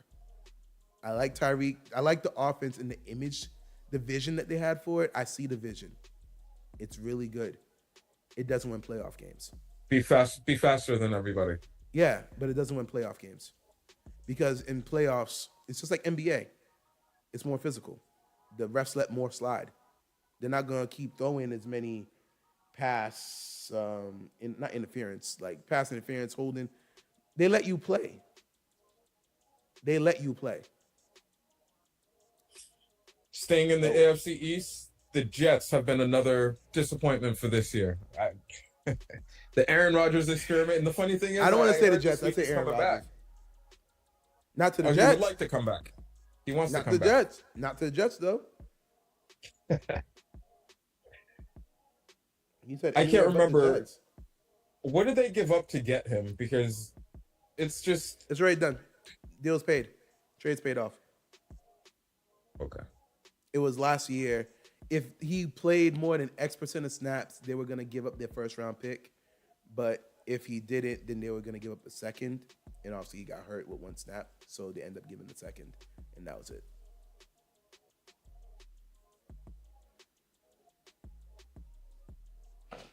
Oh, wow. Look at Nico Collins. Balling. Today's looking like a good day for my parlay slip. Let's go.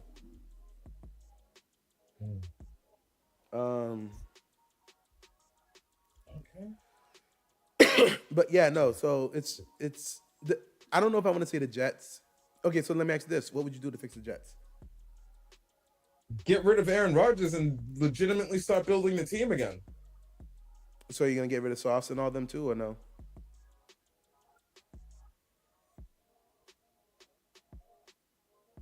Like, how much of a rebuild are you talking about? Down to the studs, or we already got a good foundation? Not necessarily. You need to solidify your quarterback position because Aaron Rodgers is not it. You thought bringing Guess who's Aaron the free Rodgers agent next year? Russell Wilson. You signing him? That's what I started thinking about before I responded was, hey, in a wild world, Russell Wilson ends up a New York Jet.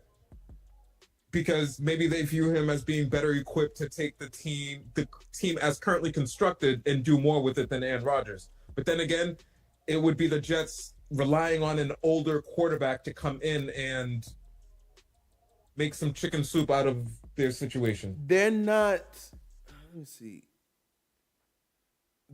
The Jets are not in the top 5 picks, if I'm not mistaken, right? They ain't nowhere near there. I don't think so. NFL draft order. Let's just today, right now.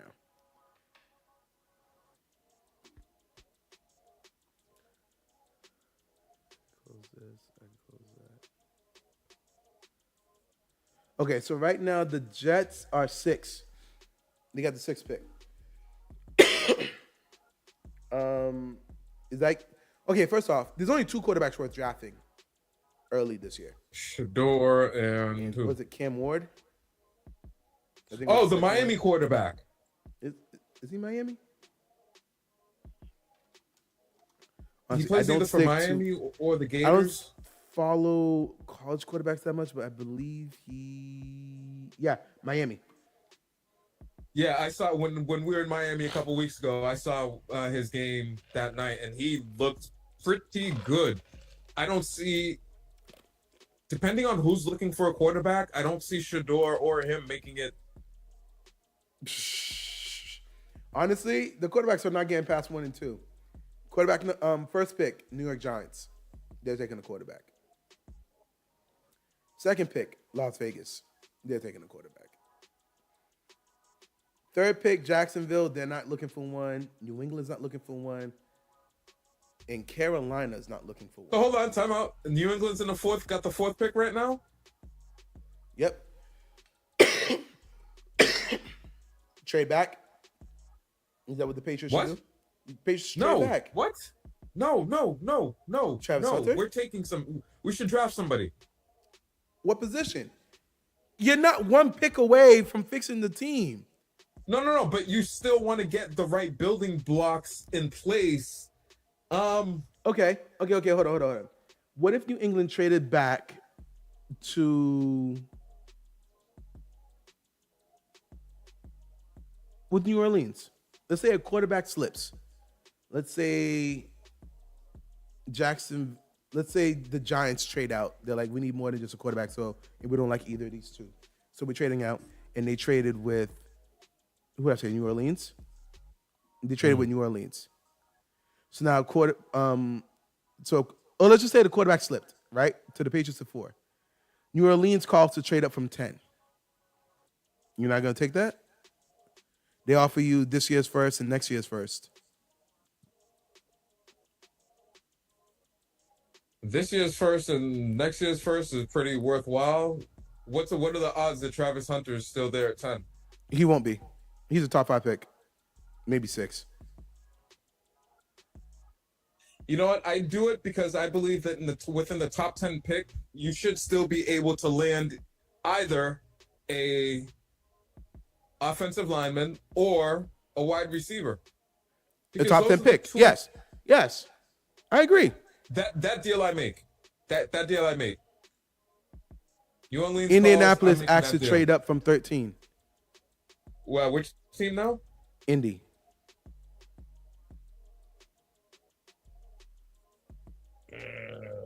See, now we're getting further into the draft, and I don't want to be picking too low. I prefer. I wouldn't want to get any lower than the top 10 pick. How about that? Okay, and that's fair because anyone outside of the top 10 trying to trade up to 4, they'd have to give a lot, but you'd have to give a player. You'd have to give 2 first rounds and a player. Because I'm number 4. Why am I going to go down to 17? Why am I going to go down to 15 for? You don't go that far back. So then, honestly, if I was New England, even now I'd be like, yo, well, you can't do it now, but call New Orleans like, yo, listen, Derek Carr is not your future. And you have no guarantees for Cam Ward or Shador, but, ooh, new theory. What do they have that we want? Hold on. New theory. You ready for this? New Orleans trade up with the Giants for the number 1 pick. They give up 3 first-round picks. They draft Shador and get Coach Prime in New Orleans. Listen, that city couldn't. That city's already a partying. They're already known for their parties. I don't know that they can handle adding a little prime time to that. Yo, it'd be a movie. I'd go down to the home opener. I'd buy a ticket to be at the home opener.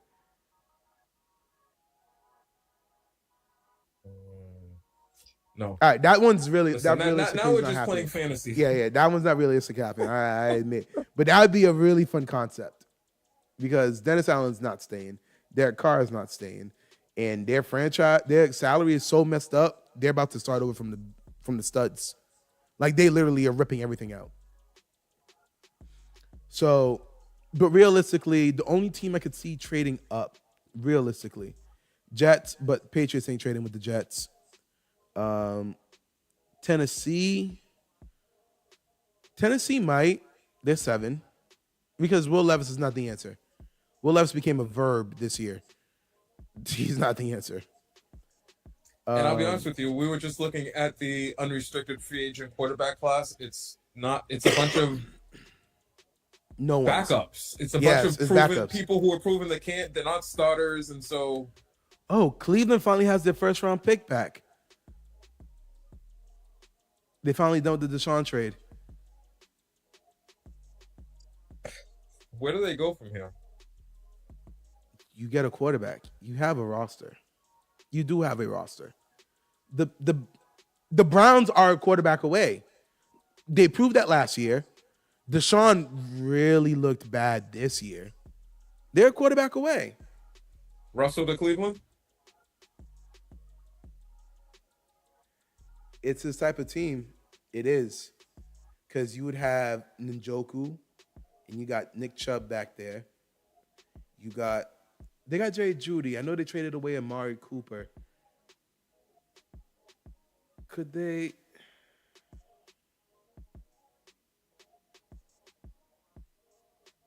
I don't know what receivers are up. I feel like Russell Wilson might actually have a couple landing spots options come next year. That's gonna drive up the price, and I don't want my Steelers in a bidding war. I don't. Okay, so just a quick look at wide receivers free agents next year. Stephon Diggs, T. Higgins. We don't care about Amari Cooper. We don't care about Keenan Allen. Chris Godwin. Oh, but he just tore his leg.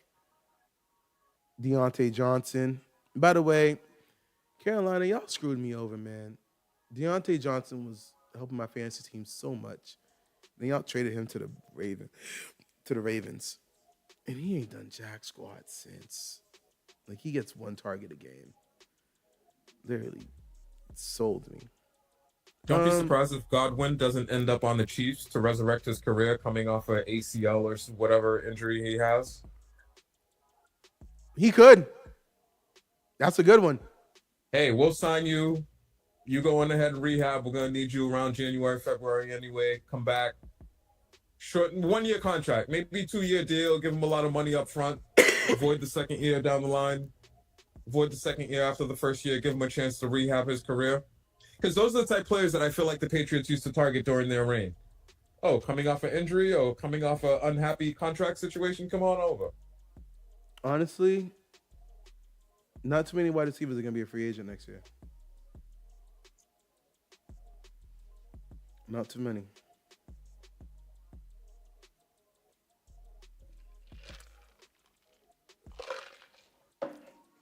Yo. Okay. Let's see what else is on our agenda. Let me stop looking at my parlays before I jinx it. Oh, you never told me. What would you change if you were commissioner?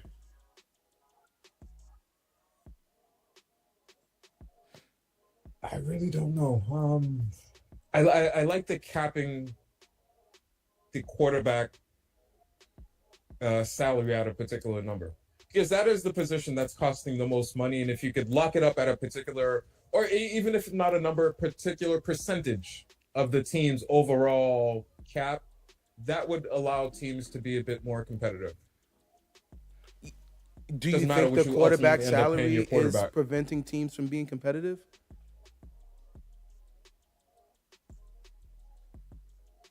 I think the way the numbers are just growing, and they're growing in a fashion where players are being compensated not based on their performance, but more so, hey, there's more money available. We have more to give you. Let's give you more. That it's makes it really complicated.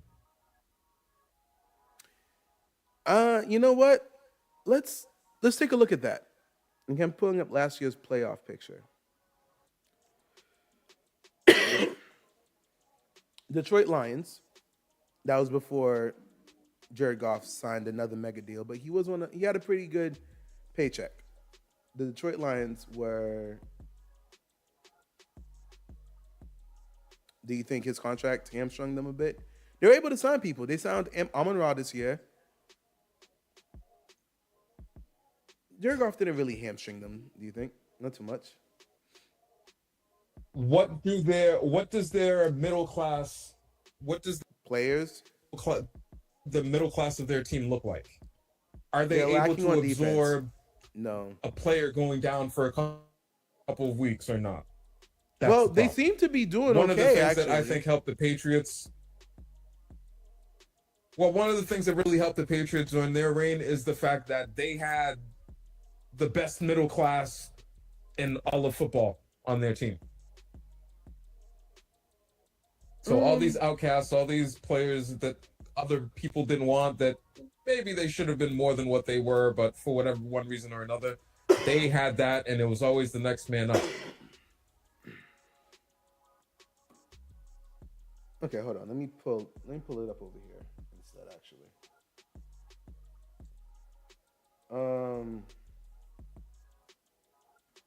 NFL. Let's just take a look at this year because honestly, playoff picture. Because Mahomes got a big contract and he's not holding him back. But then again, Mahomes is that type of quarterback who's a force multiplier, makes everyone on the team better, and the referees do help. Isn't his contract, a lot of his contract backloaded or structured in such a way that's not intended to hamstring the team? I think that's one of the things they intentionally because did. it's 10 years. Because it's 10 years. Okay. So it is a good one in that sense. Yes, you do have that. Okay, Denver rookie quarterback.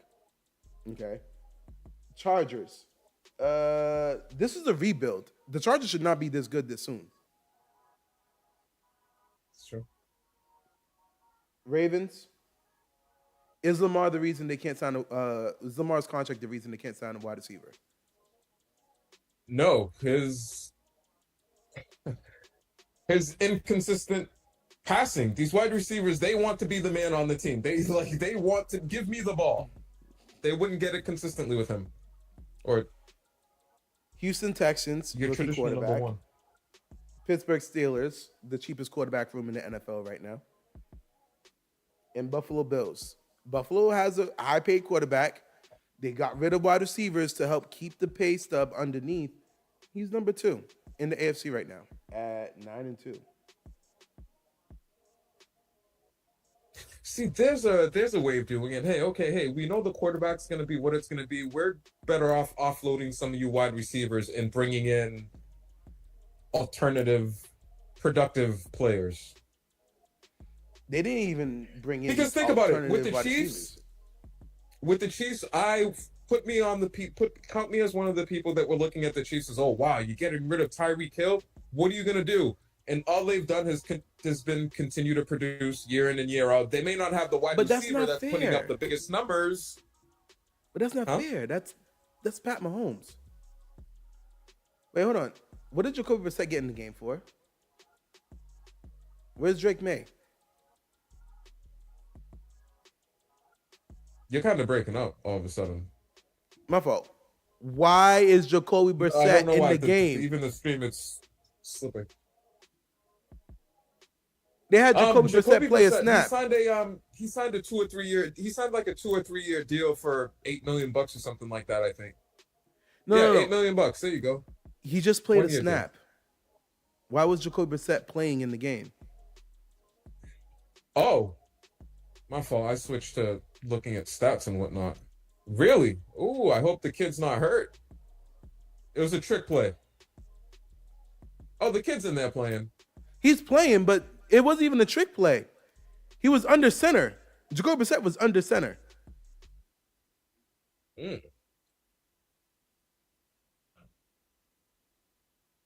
That was interesting. I don't know how I like that. Okay, so back. Detroit. They lost Aiden Hutchinson, and they're still winning. I thought this season would have been over after they lost Aiden Hutchinson. As did I. As that. That honestly, that is very surprising. Now, there's no chance of him coming back by, No. say, the Super Bowl. No. Right? His leg Because it's snapped. a broken. Yeah. Snapped. Dude's gone. They signed They traded for Zadarius Smith as a replacement. Now, obviously, you can't replace an Aiden Hutchinson. Same way you can't replace a Myles Garrett, you can't replace a TJ Watt, but you can only hope to soften the blow of what you're missing. Commanders, rookie quarterback. Packers is not a rookie quarterback, but a bunch of rookie wide receivers. The entire wide receiver room is $8 million against the cap this year.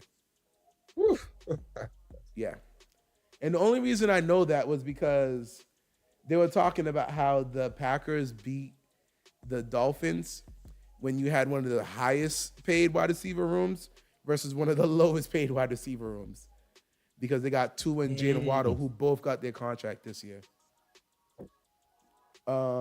Minnesota, backup and rookie quarterback. Atlanta Falcon. Atlanta Falcon is a team. They paid their quarterback. He's getting paid $40 million or $45 million a year. And has he made the impact? Okay, I was a big Atlanta Falcons guy before the season started, and it hasn't really. Well, they lead the NFC South. They lead the NFC South right now. Yeah, but that's also one of the worst divisions in football. They're 6-5. Everyone is roughly 500 or hovering around there in the NFC South. Okay, hold on. But then also for the NFC West, the Seahawks got the same record, 6-5. The Seahawks, I'm not overly high on either.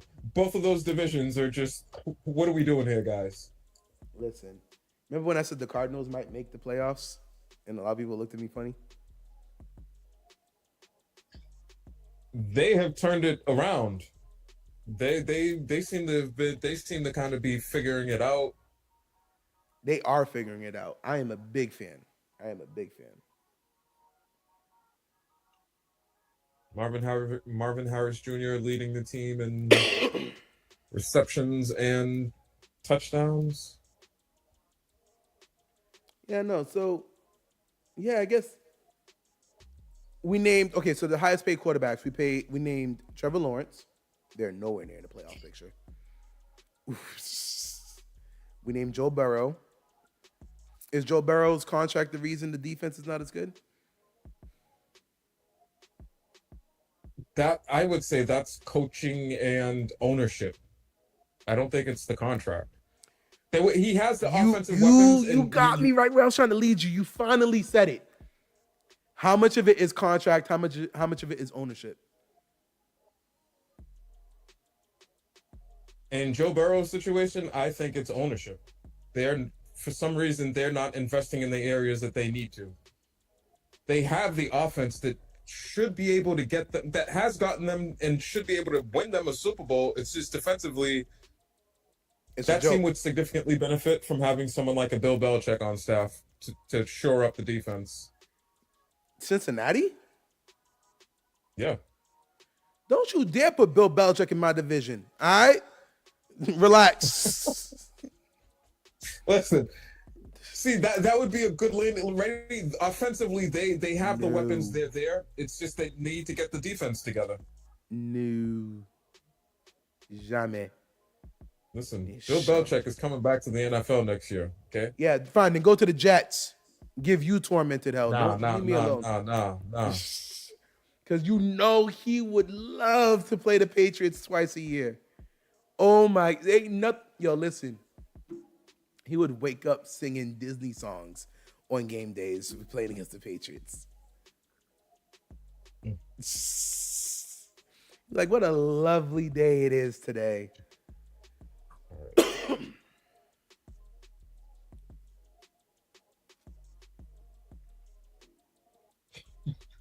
Gerard Mayo keeps the red flag in his shoe like Belichick did, like in his sock or something. Listen, it's a funny thing because they be showing coaches and like our coaches always keep their challenge flag in different locations, and they're like, yeah, no, I like it over here. Some of them like it in the back of their hoodie, like right up here. I think there was a coach that had it in his pouch like coat jacket pocket. Like, anyway, so back to ownership. Teams impacted by ownership is clearly Chicago Bears, Cincinnati Bengals. Dallas Cowboys. You don't need, what's understood don't need to be said. Dallas Cowboys. Um, you know what? I'm also gonna say there has to be something wrong with the Saints because their books are so messed up. They're like right now, before they did the trade at the deadline, there was $75 million over the cap next year, 175 or something like that, a massive amount over the cap. Now there's still over $50 million over the cap next year. I don't understand how the Saints, because who did they sign? Taysom Hill? Like, why are the Saints books so bad? Who is on the Saints right now? That's a good question. Like, why are their books so bad?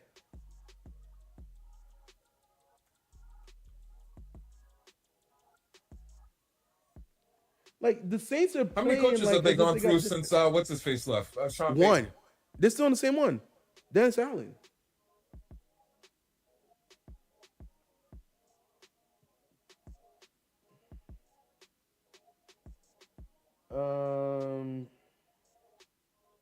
Okay. The highest cap hit. That's interesting. How? Alvin Kamara at $16 million. Did he sign his deal today? You said that's their highest. That's their highest paid player. Yeah. Hold on. So for next year, Hold on, he's making more than Derek Carr.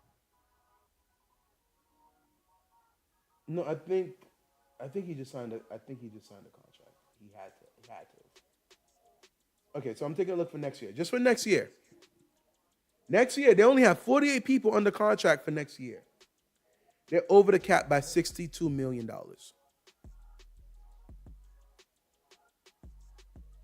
That's just poor management. That's a lot of bad contracts. That's not Horrible moving on from contracts. players when you're supposed to. Okay, so so this isn't in order, so I can't tell. Derek Carr is $50 million against the cap next year.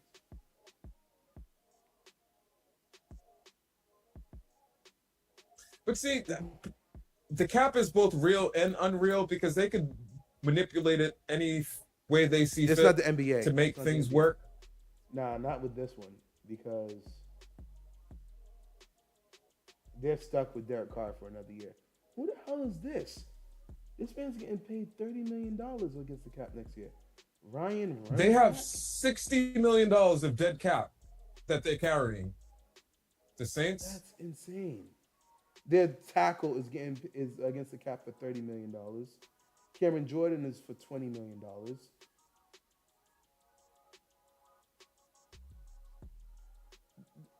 I don't even see crazy payments over here. It's just they're just so top heavy. Yeah, I know. $50 million against the cap, I guess, is really a lot. And they've got some players that they're going to have to address. Yo. This is insane.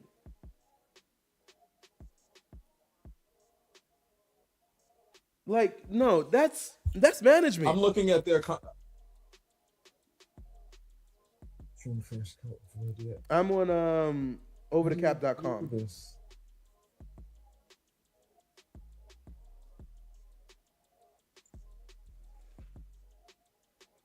I'm at spotrack.com.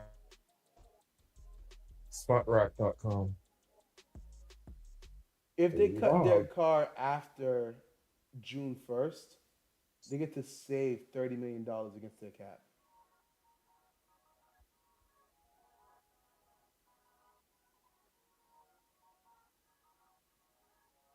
That's insane. That's organization. Because Who did you sign?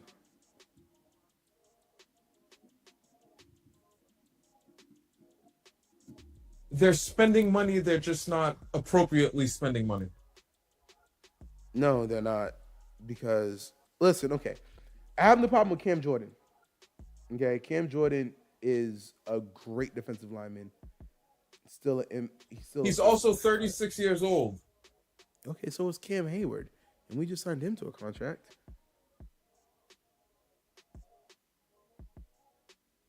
Listen, Even a good Alvin defensive Kamara, lineman. he's 30 years old. Wait, he's 30? Oh my goodness. Yeah. Hey, Alvin Kamara's still balling. I just don't know how long he's gonna be balling for. His base salary is only he's under contract. 2.9. He's under contract until 2027. I don't. Oh wow. Oh, Chase Young is with the Saints. Yeah, but he's on a 1-year deal.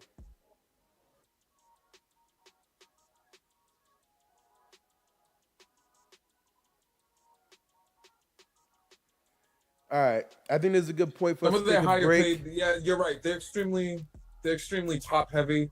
You know, when your quarterback, right tackle, defensive end, and tight end are all making, Pretty much $100 million money. combined. Yeah. Wow. All right, I think it's a good point for us to take a break, guys. See, that's a team that I should be able to pick up the phone. Pick up the phone and ask for a trade and get whoever you want. Let me help you fix your books. No, I don't know. There's something weird going on. We can talk about it when we go on the break. All right. Everybody, we'll be back just so you can see the end of the Patriots game, and then we're going to see the end of the Steelers game, which, by the way, 21-27 for the Steelers. Steelers up. We'll be back. Hold on. Just real quick before we go on the break. Do I want the Eagles to win, or do I want the Ravens to win today? You want the Ravens to win so you can continue your onslaught against Jalen Hurts and the Eagles. I'm not a hater, bro. I'm not a hater, I swear. All right, I guess. Damn, what an interception by Drake May. Ravens. That was even an interception. That's you see, there really should be two different stat lines. There should be a quarterback interception and a wide receiver interception. It should still count against the quarterback, but at least that way we could know for sure, was it the quarterback's fault or was it the wide receiver's fault?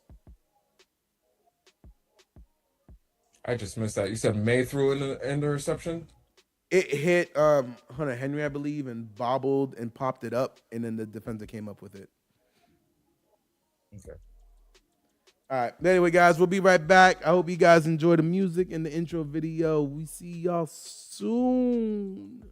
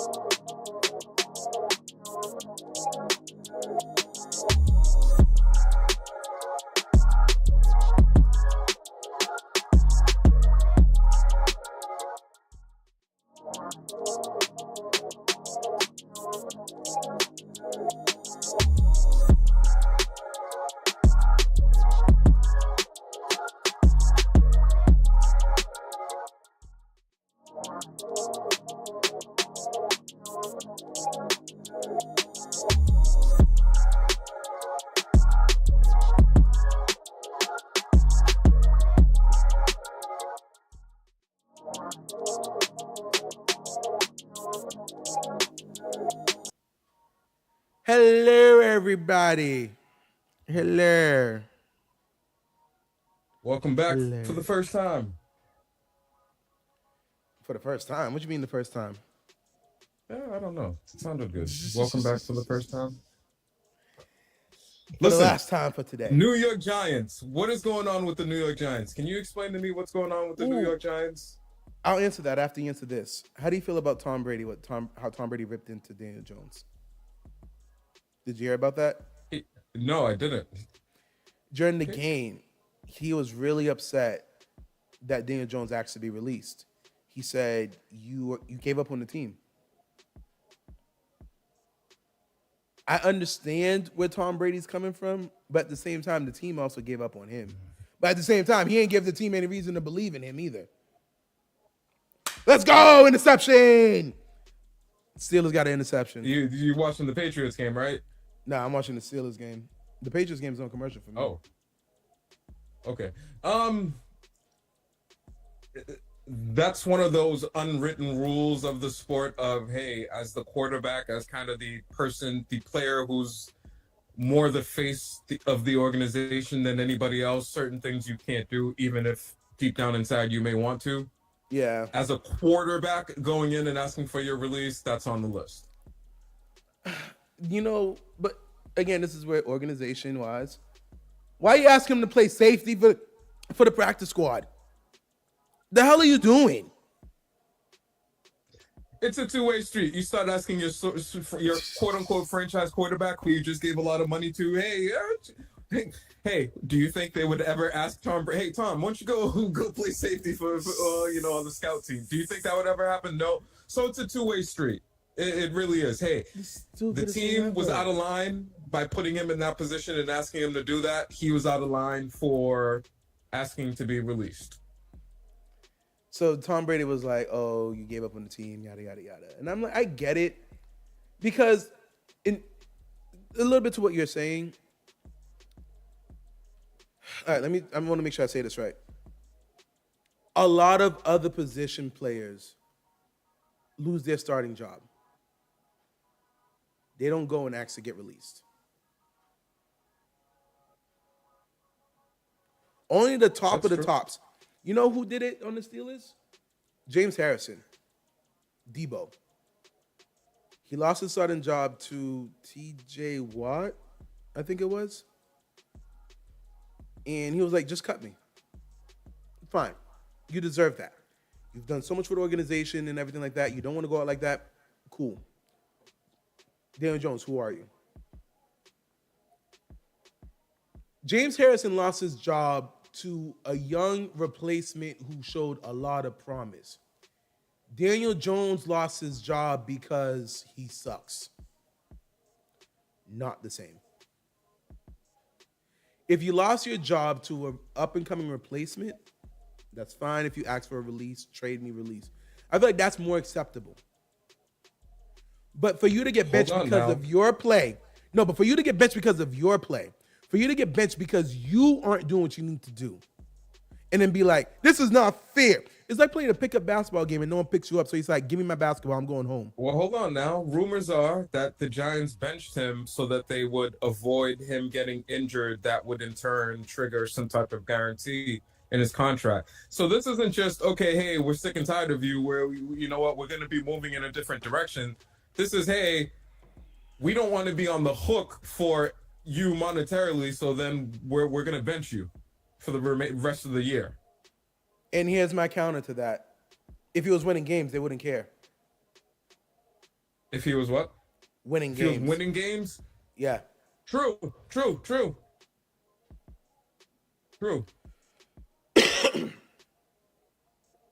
Like, no. They're now in the position where they're going to have... They have to start over, right? Strip everything down and bring in a new coach, a new GM, set a new vision for the team, and they're a mess right now. No, they are. They're trending down. The arrow is pointing down. And the question is, does Cam Ward fix it? They need more than just Cam Ward. They need an offensive lineman. They got a running back. I like Tracy. That's the one thing about, just a side note, all the rhetoric about Saquon. Tracy Jones Jr., I believe his name is. He's good. The Giants would have been an even harder water if none of their running backs were good. Because then I'd be like, you really let Saquon walk and thought you could just keep going out with this quality. But anyway. But they got a decent running back who's a receiving back. Okay, he's not like a between the tackles. They use him between the tackles, but I feel like he's more of a receiving back than a between the tackles running back. You got Malik Neighbors. You got to get a quarterback who's a little mobile, because that offensive line, to make up for the offensive line, And I think he could do something with that team. If they're gonna blow it up, I make sure I get my defense correct or on the path of being correct. Get some key pieces there, and then worry about developing the offense. It's gonna be a tough couple of years. At least they got a top pick, so they're going to be able to pick between Shador and Cam. The question is, do they want to go there?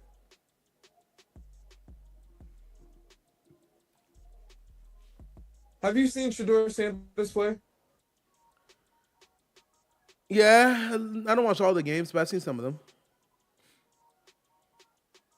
The tough part about watching college football is the number of athletes who clearly aren't going to go make it to the next level. They're competing and playing with certain athletes who are going to make it to the next level. And so sometimes those that are going to make it to the next level stand out a bit more. Shador Sanders seems he would benefit from having a young coach that is really going to grow and develop him. He can't just be thrown, I think, in a situation and told, hey, save our franchise. Okay, let me answer that with this. Let me reply with this. All quarterbacks in this upcoming draft should sit the first year.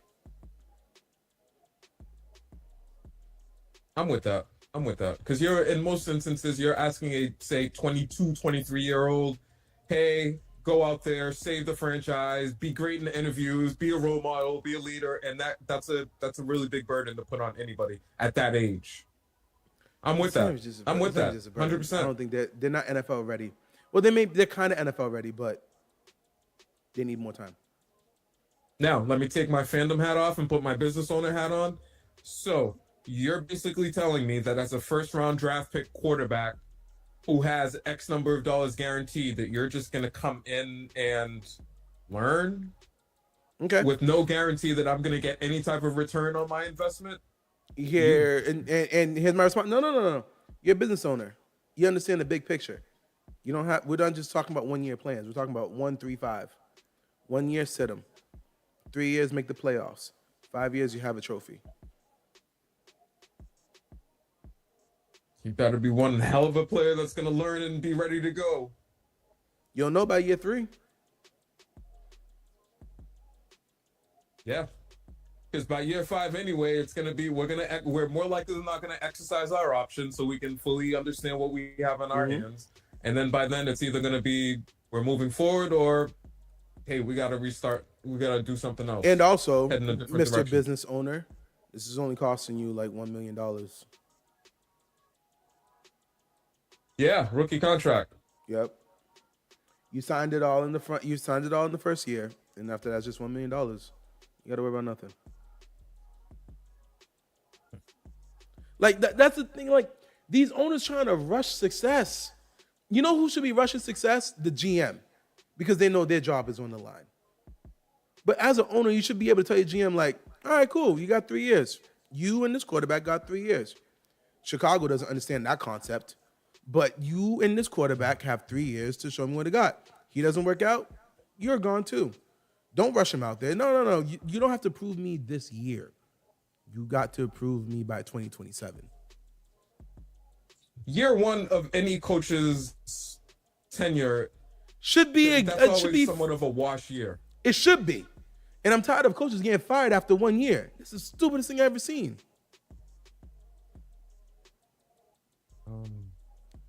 Oh, wow. Here's an interesting fact that just popped up on the game. The Bengals are 4-20 at home against the Steelers. That is the worst record any team has against an interdivision rival. That's not even a rivalry. I don't care. I'm not calling that a rivalry. You can't be 4-20 at home and call that a rivalry. I told you before, the Cincinnati Bengals are on that list of teams that no one should believe in until they actually win something. Other than that, it's all going to be fluff. It's going to look good on paper.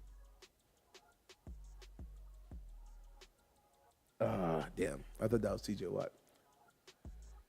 Patriots watching this putting game, up a pretty good fight today. No, they are. But this thing, Anthony Richardson. I'm sorry. I think it's over. The experiment's over. He's not accurate. He misses Yeah, a lot. accuracy does look to be an issue for him. Accuracy does very much look to be a problem for him. And as Oh a my quarterback, gosh. You know how okay, the way people treat Lamar about his passing, they act like he's passing like Anthony Richardson right now. yep. Lamar was never that bad.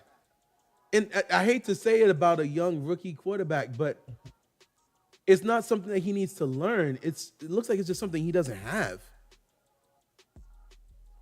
Like, And then he does something like this, 4th and 3, rolls out, avoids the sack, throws a pretty decent ball to the wide receiver, first down. And you look at him and say, maybe there's some potential there. But how many years is this for him in the league? No, at this point, I'm more or less the thought of every complete accurate pass is luck. It's not his skill. Jeez, come on. No, don't disrespect the man that way. No, yo, listen, I'm sorry.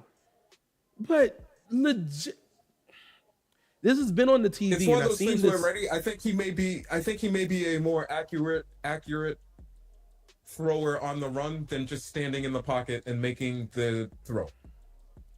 It still And doesn't that's look like a that. horrible thing to say. That wait a minute, you what? And but as much as you want to say a quarterback is a good deep passer, deep passes have one thing that a lot of the other passes do not have.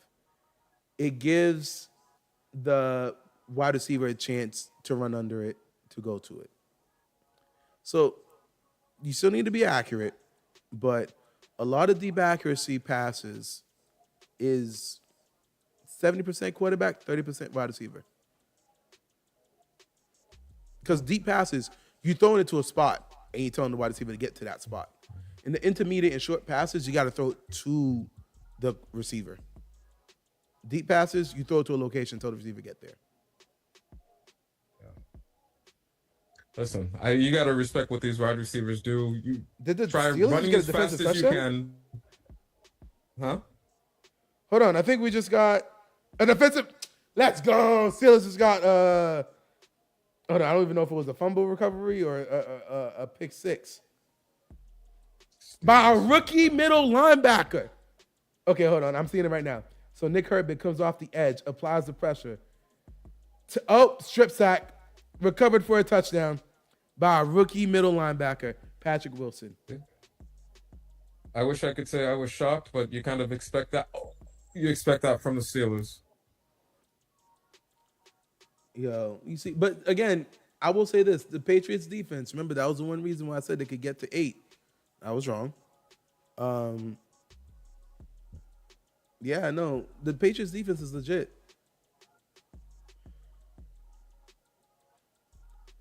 And you know, ever since I said that he hasn't been accurate. Go ahead. They have some key pieces. They have Barmore. They have Christian Gonzalez. So they have a few of the right pieces in place. You're gonna now have to pay them to keep them here. That's why this offseason is so important, to focus on the offensive line and get some legitimate weapons. I wouldn't be mad if they took 3 wide receivers in a row after taking the offensive lineman. Just, you want to shore up the line. The line doesn't have to be perfect. No offensive line in the NFL is. You just want to shore it up and be able to give him an opportunity. Yeah. And then you want to get some wide receivers that can get separation, some that can get downfield. Man, they need Deebo Samuel. You still harped on that. You know he's about 30 years old, right? They need that style of player, someone that can do a little bit of everything. They need the modern day version of Kevin Falk. Ooh, that's a throwback name. Some of the kids watching this they stream will not know who that weapon. is. They need that weapon, and then once you have that weapon, the wide receivers, at least if they're average or slightly above average, it can all come together. You'll still have Ramondre Stevenson here for a couple of years to get something good out of him, shore up the line, get some weapons. Let's get this thing back on track. You know, by the way, ever since I called out Anthony Richardson's accuracy, all his passes seem to be on point right now. Yeah, he threw a ball that the wide receiver dropped that was perfect. I told you, And he his looks like he's one of intermediate those passes and quarterbacks that's short just ones. better on the run. Oh my gosh, that's so. But I think he's an example of what we were talking about earlier, how the bar has somewhat been lowered for the position. No. His play right now is not acceptable to any GM, any coach. No coach want to tie themselves to that right now.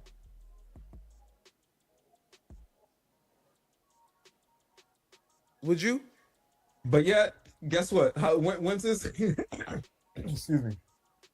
When's he going to be up to renew his contract? Him? See? No, he's about to get paid next year. Year he's 3. He's gonna get paid. No. You're not putting a 5th-year tag on him. You can't. Off of what you're seeing right now, you do not put a 5th-year tag on Anthony Richardson. Yeah, what I'm seeing right now is him march down the field, and that's his now 2nd or 3rd, 4th down conversion. This one with his legs, so he's got a couple passing the ball. He's got one now running the ball. Based on wherever the Colts would, in theory, be drafting, could they get someone better than him? Not quarterback-wise, no. But that doesn't mean I got to give you a 5th-year tag. That's fine, because you know what happens? The football gods usually get involved in situations like this. Oh my God. He's going to come out and have an amazing year, and now instead of whatever the franchise tag is, you're going to be stuck paying them more than you wanted to. That's the way these things usually work out. And he just threw another amazing ball that should have been caught, but dropped. Look at this. A dart hits his hands. I think you're ahead of me still. How's that? Because I ain't see no dot. It's 1st and 10 now. He just scrambled for a 1st down. Okay. All right. You're about to see it. You're watching online or on TV? Live? Online. I don't have an antenna. There you go. Hey, get an electronic antenna. Get a little plug-in antenna. It works better than I thought it didn't work it for would. me here. I had one, but it didn't really work too well for me here. Yeah. I think because I got trees behind me and all that stuff is not ideal. Damn. Yes, you're right. That was a dot. Yep. Flag. Yep. I don't know how much I could really swear by this though.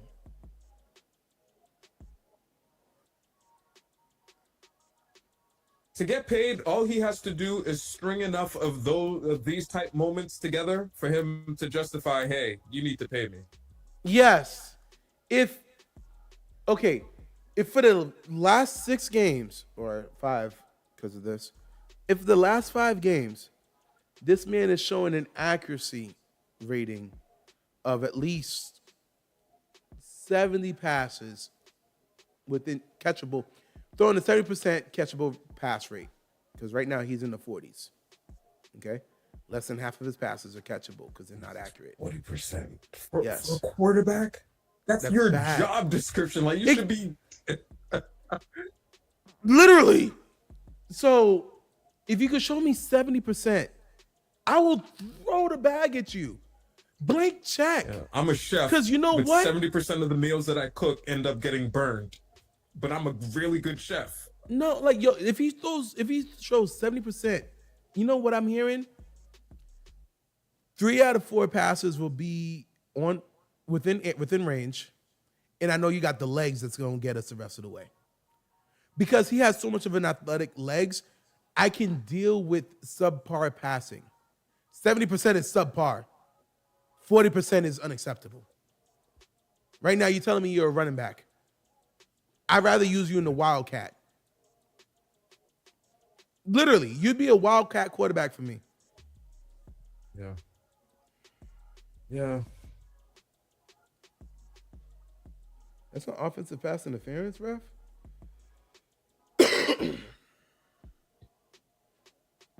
Wow, who would have thought this game was going to come down to the 4th quarter? Honestly, who would have thought they would have scored this many points in this game?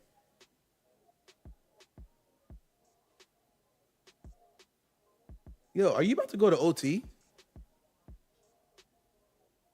I wouldn't be surprised if they did. Would you want the Patriots to throw the game at that point?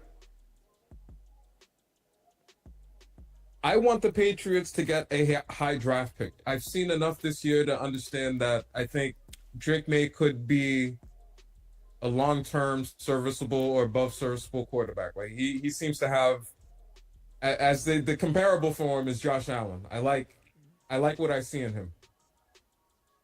So I don't care if they lose all of the rest of the games this year and get a high draft pick. He needs a Stephon Diggs. That's really what he needs right now. He needs a Stephon Diggs. You're saying Kevin Folk, but I think more of a Stephon Diggs than Kevin Folk. See, I say the Kevin Folk type or the Debo Samuel type mold that can move around and do a lot of things with, just for those games where he may have difficulty getting the ball out and downfield. Those Christian McCaffrey type players, you can do a lot of different things with them. And as a quarterback, if you have something like that, I think it goes a long way. You don't think Ramondre Stevenson can fit that role? Ramondre seems to be purely a between the tackles type style runner. He's a downfield runner kind of guy. I don't see him having much of an impact in the running game, in the receiving game. What type of play call is that? They just ran the ball up the middle. I just saw him did the sweep to the right. And I was like, yeah, literally, not so much I don't trust you to pass right now, but you're a bigger threat running the ball. Now you got us to the 2-yard line. You ain't about that life, Higgins. I did not see my Patriots. Hey, T. Higgins, his contract is up. Yes. T. Higgins, his contract is up. The Bengals the Bengals have paid Burrow. They've paid Chase. They're more likely than not going to pay him. No, they're not paying him. He's a free agent. I would go get him if I were the Patriots. I think he's the best wide receiver available right now in the upcoming free agency. But the issue with him is injury. He's always dinged up. Them hammies are not good to him.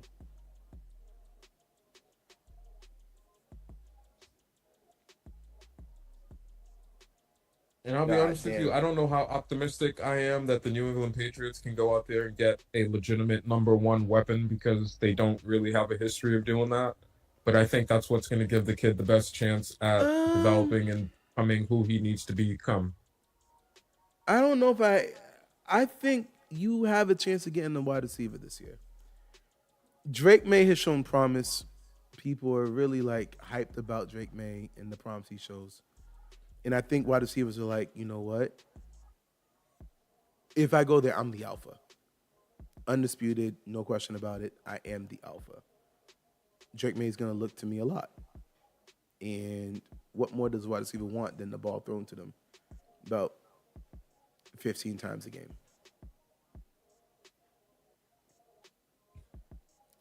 Because the other issue would be, assuming we get some weapons, do we believe in the current offensive coordinating staff to maximize those weapons? That's a different question. Hold on. This is 4th and goal. Don't ruin it for me. I know you probably already seen it. No, it's live. I'm live? Okay. Oh, timeout. Dang, they just called timeout. Wait, now I'm 2 seconds behind you now? Yo, I could have sworn I was lagging behind you like a good play or two. What the heck? That is nuts. They're showing the AFC playoff picture. Baltimore is in the wild card. They should not be in that discussion. Yes, you're right. You got me. I yield. So your MVP is in the target wild card. How is that acceptable? And guess what? 2 teams don't get a first round bye anymore. Only the top seed gets that first round bye. So you're only looking to make your path that much harder. And see? Hold on. See? Hold on. See? Hold Go on. ahead, roll the dice if you want. Why do they keep calling timeouts?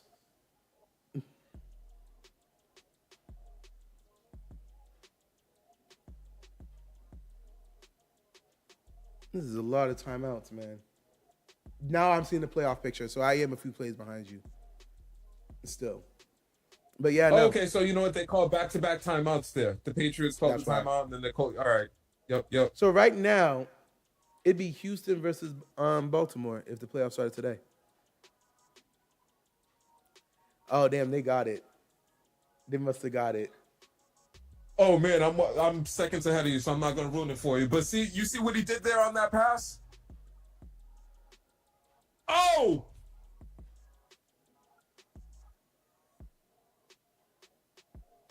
That's a catch. That's a touchdown. Okay, so see what he did with that pass? If you don't pick up his 5th-year option, he's gonna come out in the final year of his contract, and it's gonna be the fourth quarter all year long for him. You notice how he made plays? Okay, a couple plays with his feet. I'm gonna make a couple passes. Hey, a couple of those passes, the wide receivers didn't catch them. Hey, that's not on me, coach. They were in his hands. That's and see, that's why I'm gonna be honest with you. I would love to work for a professional sports team, just so I can see how they go about making these decisions. They're really going for 2. I'm for it. Yep. Don't go for overtime. Because honestly, unless you're playing for a playoff spot right now, let's just end this game and go home. We win, we go home. We lose, we go home. Like honestly, game's over. Nope. It's about building that young man's. Yep. That was my reaction. Oh, this would be great for a shorts or something like that. Yep. See, roll the dice if you want. He's gonna have all of next year. This is how he's gonna play. I can't believe this. This is the second year. Congratulations. So you don't have to do it this offseason. It's next offseason you got to do the 5th-year tag. So you have one more season to see. Yep, and he constantly sprinkles, flashes of brilliance, and I'll get credit to the young man. This was a very good fourth quarter drive. They're gonna walk away with the win, 12 seconds, unless the Pats return the ball here. I don't see that they can really accomplish much. So you're happy. You got to, increase your draft standings, and you showed a lot of promise to a game you should have won. I'm gonna be honest with you. I'm not completely sold on Gerard Mayo as the head coach. However, it's his first year. It's a learning experience for him. But for sure. I think you got to get Gerard Mayo. You got to give him 3 years. 3 years. I don't know what I'm looking to see from him, but I'll be honest with you. I'm not completely sold on him. I like what he's done with the team thus far this year based on what he has to work with. We'll say that.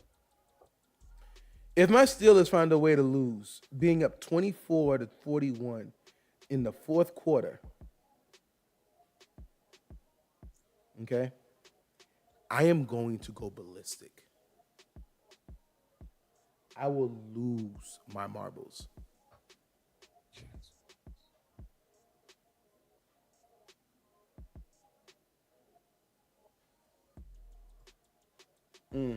Well, the Colts kept it within 3. That's what I like to see. That helps my parlay out. 41-31, Cincinnati.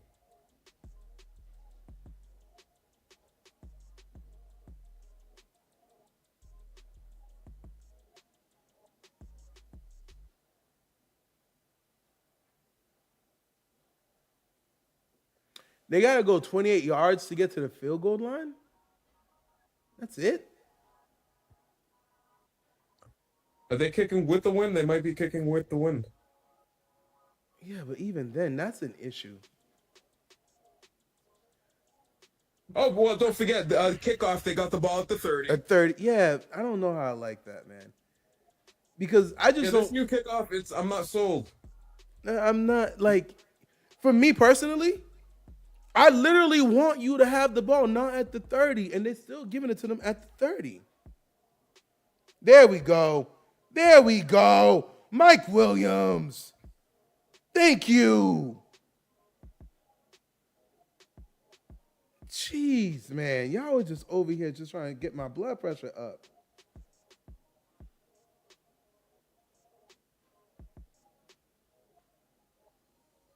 Okay, let's see how this one's looking right here. Okay, so this was a $2 bet. I told you I made a third one for an 884 payout. Okay. Houston Texans with a spread of 3.5. They got it. Colts got to keep it within 2.5. They're gonna win this game. Even if the Patriots were to score a field goal, I still win. Cardinals have to win by more than 3.5. And ooh, Arizona, what the hell? You were up. Arizona was up. What the heck just happened? The Cardinals really did that. Well, that parlay bet is lost. Because the Cardinals let the Vikings come back and win. That's some stupidity.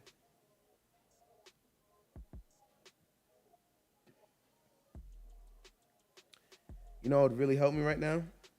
If they threw a Hail Mary pass and Trey McBride caught it. That helps my fantasy, helps my parlay, helps a lot. Oh, man.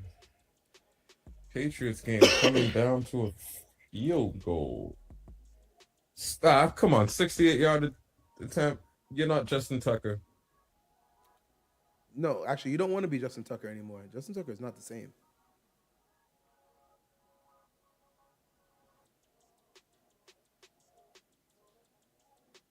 Justin Tucker is not the same. You really were looking to see if he was going to make that. Come on, 68 yards? It looks good crazy. From the camera angle they were showing. I was like, wait a minute, did he make that?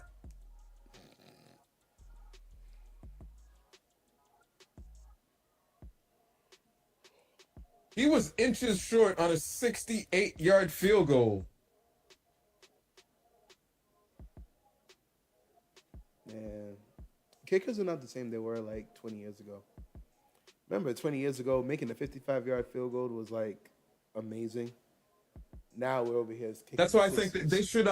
Actually, there's a change I'd make if I was NFL commissioner. I'd make the kicking game a bit more involved. I would shrink the goalpost, make it harder for field goal kicks to be made. I wouldn't. It's exactly along the lines of what you just said. These guys are nailing 50, 55-yarders in their sleep these days. So let's make it a bit more challenging. No, the good ones are. The good ones are. Well, it's going to make each team have to invest in good kickers, aren't they? I would say this. One thing that I did actually wanted to think about and tell me about. Wow, he really was inches off. Tell me what your thought is on this one. What if for regular season overtime, regular season, you know, the notion is safety and player safety and all that stuff. Instead of playing another quarter, you did field goal kicks, like not penalty kicks, but like kickoffs in soccer.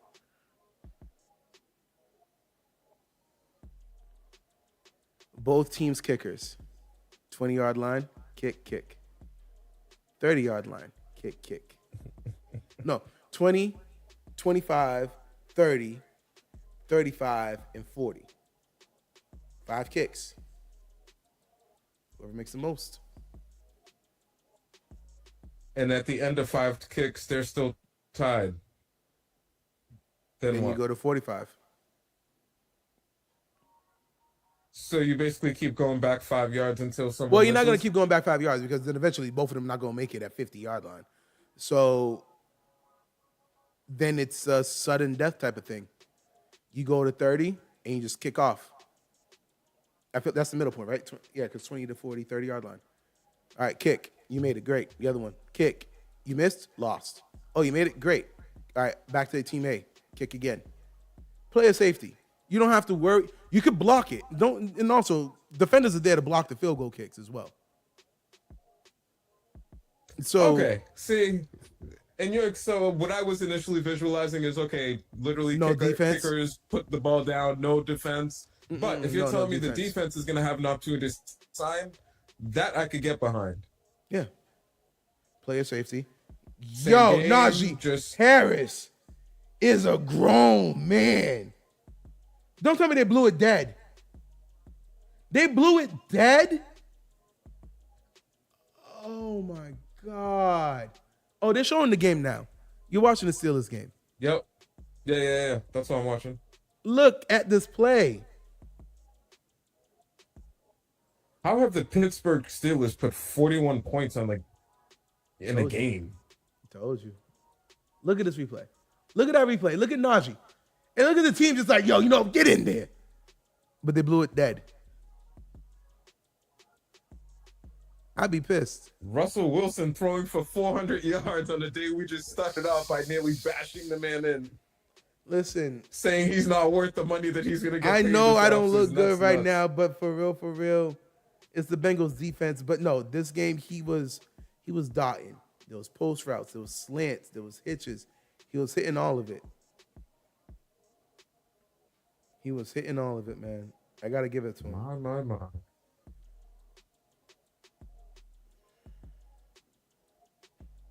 Yo. All right. So right now, I need the Ravens to win again, you said? That's what I really want? Well, not only you should want, the Ravens should want the Ravens to win. They're currently in the wild card hunt right now, which is just... Who will take their spot?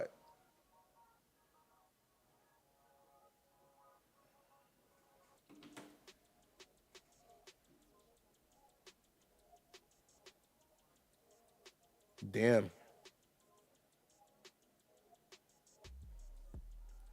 So I guess we're just going to kick a field goal then.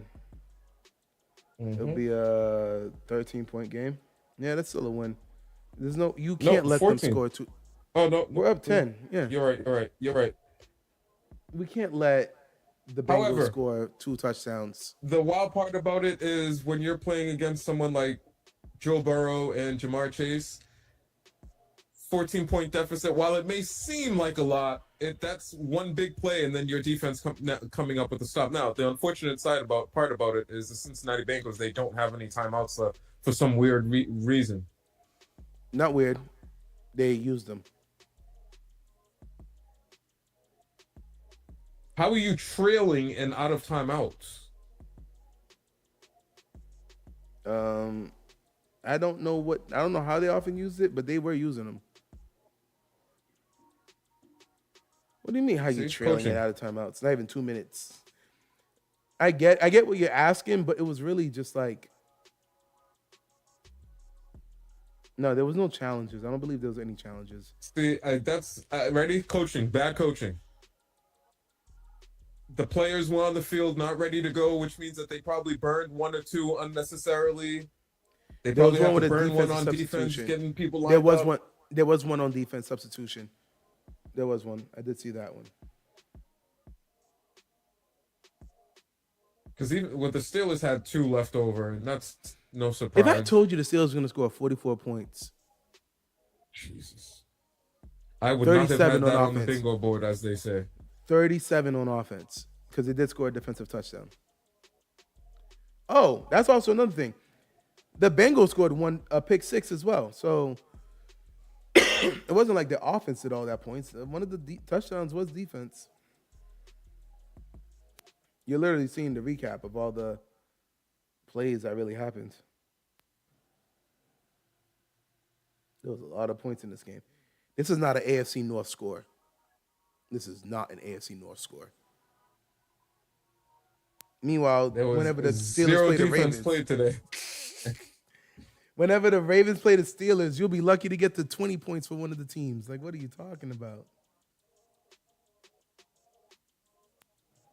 Damn, 509 total yards, most since 2018. This shit got to get Russell paid. That's going to piss me off. Russ is going to sign a 3-year, 120 deal with 100 of it guaranteed. Minimal hit to the cap. After this game, you think he's still going to ask for 40 mil? He's going to be asking for 50. Russ has to be realistic. He's like, the market is the market. The Browns will be calling him. The Jets are going to be calling him. The Steelers Well, are going to be on the phone. at that rate, one of these teams, they're better off just drafting Joe Schmo and investing in their defense, waiting the quarterback market out. This, it's not going to go nowhere. Wait it out for what? For next year's batch of quarterbacks coming in. See if there's one that you like you can get. To draft? Oh, big play. Listen, if the Steelers somehow... Wait, what big play were you looking at?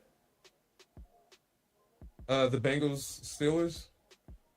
What big play was that? I just saw him throw it to the tight end. Don't tell me you're ahead of me again. I stay ahead.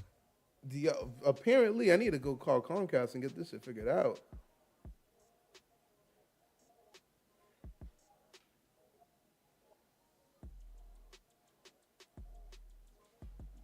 People are calling for Mayo's job after losing that game. No, they need to. They need to be patient with him. Was that a Mayo loss, though? Was that loss on Mayo?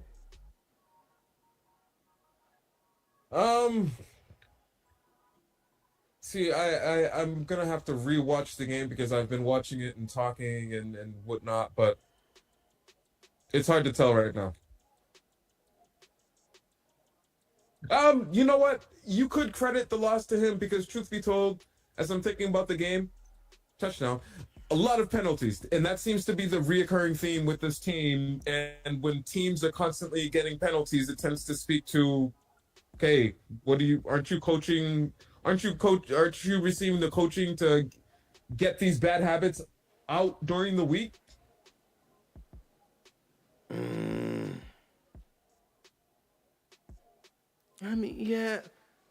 I'm old enough that I'm starting to sound like these people. Hey, a Bill Belichick team would never. I guess my question really is, a coach can coach you to not do penalties, but I guess I really need to understand where's the line between coaching and the players, and it's the players' fault. It's the coach's job to get these players to focus enough to not be incurring these penalties. Are going to happen. Mistakes are going to happen. Mm-hmm. However, when they're happening this consistently, it's the coach's job to figure out, okay, how do I get through to him? Because we don't see it on every single NFL team. And it's not just him, it's them. That's the issue. Because if it was just one player doing all those penalties, then they'd be like, sit on the bench.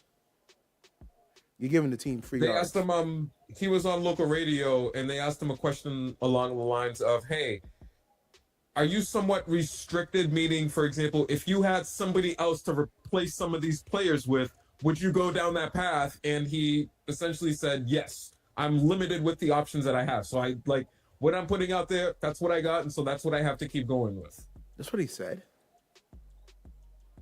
Don't quote me on that, but that was the gist of his response. Yeah, if I had an alternative, I would be using the alternative for some of these people on the team. Yeah. Listen, I don't know if I like that answer, but it's this business as usual down here in New England. It doesn't seem like the Crafts are going to be spending any money to really get this team where it needs to be. I don't know how I feel about that answer, though. That's a crazy answer. Even with Bill Belichick being gone, it's pretty much the same team. No, it is. But, I mean, yeah, no, I would be benching players if I had better replacements. And coming in, what he initially represented was, hey, we're going to burn some cash. Only to spend money re-signing the same players that you had. Truth be told, that in many instances, there weren't better alternatives out there. So you go with the devil you know. Yo. But like I said, they're trending in the right direction, and that's what's the most important thing. I could care less about a loss like today. What was important for me, they came out, they looked competitive, the offense is looking more competent. I guess I'm of the mindset where you shouldn't want to win, but you want to see what you can do.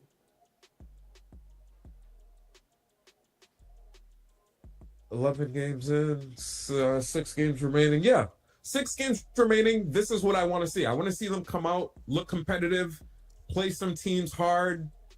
Hey, you know what? How about a blowout win this year? How about coming out and dominating at least one team from all 4 quarters, all 3 phases of the game?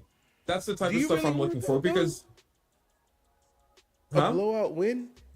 A win hurts you right now, honestly. Truth be told. How about A? I didn't say let's go on a win streak. 6 games, just come out, be competitive, and in the 6, pick one team, really smack them around. I'll feel good. Man, listen, you want to have the number 3 pick. Just truth be told. You want the number 3 See, pick. I kind of like them where they're at 4 right now. I like them in the 4-5 range. You start getting that high, I think they might be tempted to trade back. You want them to trade Now, back. if they're trading back with like the Saints that we talked about earlier, 10, okay, geez, yep. I can see that. But you start trading back to the 3rd round for 15 third-round draft picks like Bill Belichick used to do. No. That's going to be Y'all problematic. not doing that no more. Y'all not doing that. Y'all not doing that. Y'all are gonna realistically get 2 first-round picks. You'd want the 3rd pick will get you 2 first-round picks and maybe a 2nd. That I would be in favor for because all it would be doing is giving us more chances at drafting the right player. Because that's what the draft is. It's a lottery. You do all this research. You can have the greatest player in the world, but you come in and what you want him to do in your system, it's not going to work. And then that player is considered a bust, or the franchise is considered. What are you doing? So the more draft picks, the better. All right, now we just got to run the clock out for 2 minutes left?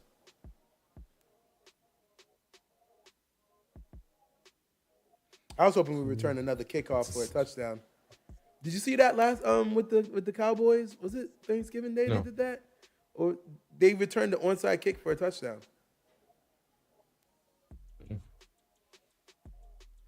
Okay, 2.5 minutes. I pay very little attention. I pay very little attention to the Cowboys outside of recognizing that they're dumb. Oh, did you hear that Mike McCarthy might come back? They might sign McCarthy for an extension. I think that's just talk. You think it's just talk? You don't believe it? Yeah. Just to kind of give him some leadership in the locker room? Jerry Jones recognizes his mortality. He would love nothing more than to get another Super Bowl championship. And right now, McCarthy doesn't seem to be the guy that's getting it done. He's had ample time to come in and do everything that he needs to do to get the team where they need to, and it's not getting done. Rank these 3 coaches and most likely of them being the head coach next year for the Cowboys. Bill Belichick, prime, Mike McCarthy. Most likely to least likely.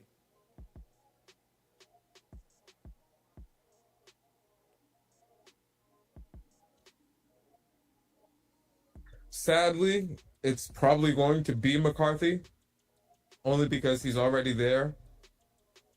And based on what we know of Bill Belichick, I don't see that relationship working between him and Jerry Jones, where Jerry Jones is going to be the GM and want to meddle. Well, hold on. I heard people say that a lot. I think he could work. Bill Belichick don't want to talk to the media. He just wants to coach. Jerry Jones gets to talk to the media. Do you think Bill Belichick would want his general manager out talking to the media every single week and giving quotes that are bulletin board Bill Belichick material? would rather it be him or his GM? Because the thing is, no matter what Jerry Jones says in that locker room, the players would fear and respect Bill Belichick. They'd be like, oh, shit. Bill would be like, was that 2 flags? All right, cool. Sit your ass down. And then Jerry Jones could be like, oh, we shouldn't be benching our players. And then whenever Bill Belichick's up on the thing, they'd be like, well, Jerry Jones said you shouldn't be benching your players. Well, I was on the field. I made the call that was best for the team. You think Belichick could hit you with I'm just doing what I believe is best for the team. And it would work. Jerry Jones would get pissed. If anything, Jerry Jones would probably fire Bill Belichick before anything else happened. if they could find a way to make that marriage work, it would be ideal because it would give Jerry Jones his Super Bowl and it would give Belichick the opportunity to pass Don Shula in the most wins by a head coach.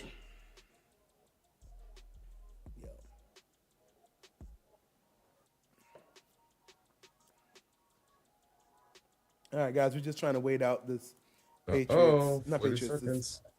Bengals Steelers game. Hey, don't. The game's not over with the Steelers. The Steelers should be in cruise control. All they need is a first down. 2 first downs and it's done. And they are getting penalties. What do you mean? There's no penalty. Oh, you're ahead of me. Let's see. They just need to hand the ball off. Just hand the ball off to Najee. Let him get 3-4 yards of carry and then just call it a day. Yeah, that's what they're trying to do, but these linemen want to be holding. Not a holding call.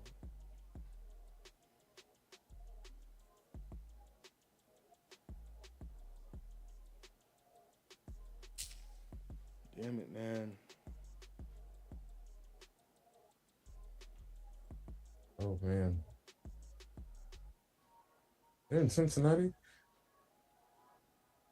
In Cincinnati, yeah.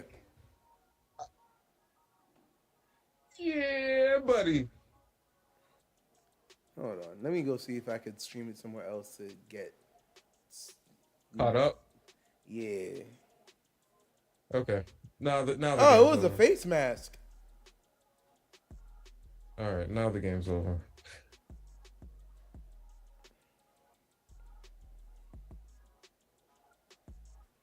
See, I'm 100% in favor of these young quarterbacks coming in and sitting, or better yet, if not sitting, just being used on a limited basis. Mm-hmm. Having packages. Coming in, let's say, 4 to 6 plays a game. Even if those plays are handoffs, but coming in. Justin Fields. Yep. Let me see. 48, 120. Yeah, no, now they can kneel it, right? Huh? Now they can kneel it. They can kneel it for the rest of the game. Okay.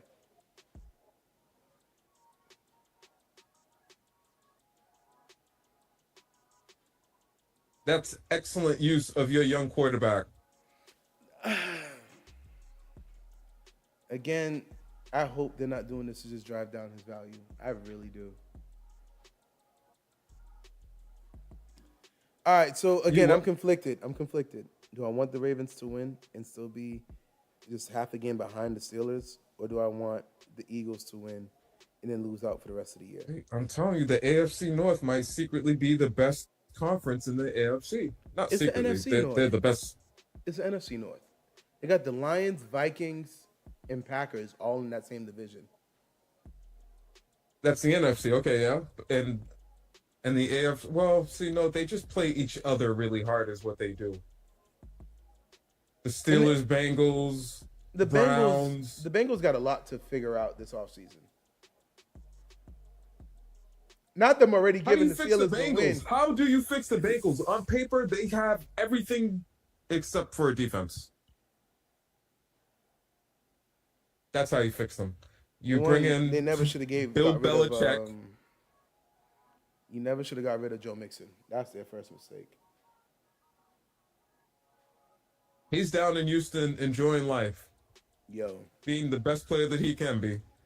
Listen. One of my friends just put in the chat saying the league owes Russell Wilson an apology. I'm with him.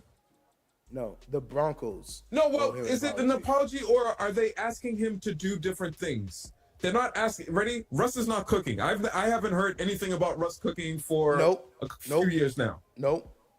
Don't cook. We don't need. No one's hungry. Don't cook. We got snacks. And that's how you have to handle Russ. As long as Russ isn't cooking, he's serviceable. He can get the job done. He learned that he can't cook. Every now and then he'll have a 400-yard game like today. He learned that he can't cook. Ain't nothing wrong with that. He learned. He's essentially, he took it back to basics with the Pittsburgh Steelers. He's got a solid ground game. He's got a very good defense, and he's got a couple of weapons on offense. That's what Russ needs. Anything else? I think that's what every. Oh, and the young needs. quarterback to come in and get the first down to kill the clock in the fourth quarter when we have a lead, because he can't do that anymore. Every quarterback needs everything you just listed, though. If we're gonna be real. Some quarterbacks are, as you said earlier, force multipliers that, hey, if they don't have, for example, Tom Brady was such a force multiplier that we never really had the top running backs in the NFL. How did they supplement the running game? Short, quick passes. Force multiplier. Okay, hey, all that is an extended handoff. That's what they called it. It's an extended handoff. Yeah. All these little short passes to Kevin Falk and Edelman and Wes Welker over the years. All right. Well, guys, we're back. Hope you guys enjoyed. You know what to do. Leave that big L on the stream. Like it. Put that big S on your chest. Subscribe. And anything else they need to do? Comment. Let's throw some comments and start engaging. Put that big C in the comment box so we could see what you think. You see what I did there? See what I did there? Yeah. You know, marketing. Marketing is just all about imaginative wordplay, man. Anyway, y'all, deuces. Have a good week. And I heard the weather's going to suck this upcoming week for us. Yep. I'm out Welcome to North the Carolina. Northeast. Deuces. I'm going to North Carolina. Y'all have fun. Should be lucky I'm not going to freaking Miami right now. I'd love that. Lucky. All right, now I got to go figure out. Hold on. Last thing before we leave. Meal ideas, because this is about to be a good game. Yeah. I need meal ideas. What should I order? I'm out of Thanksgiving leftovers.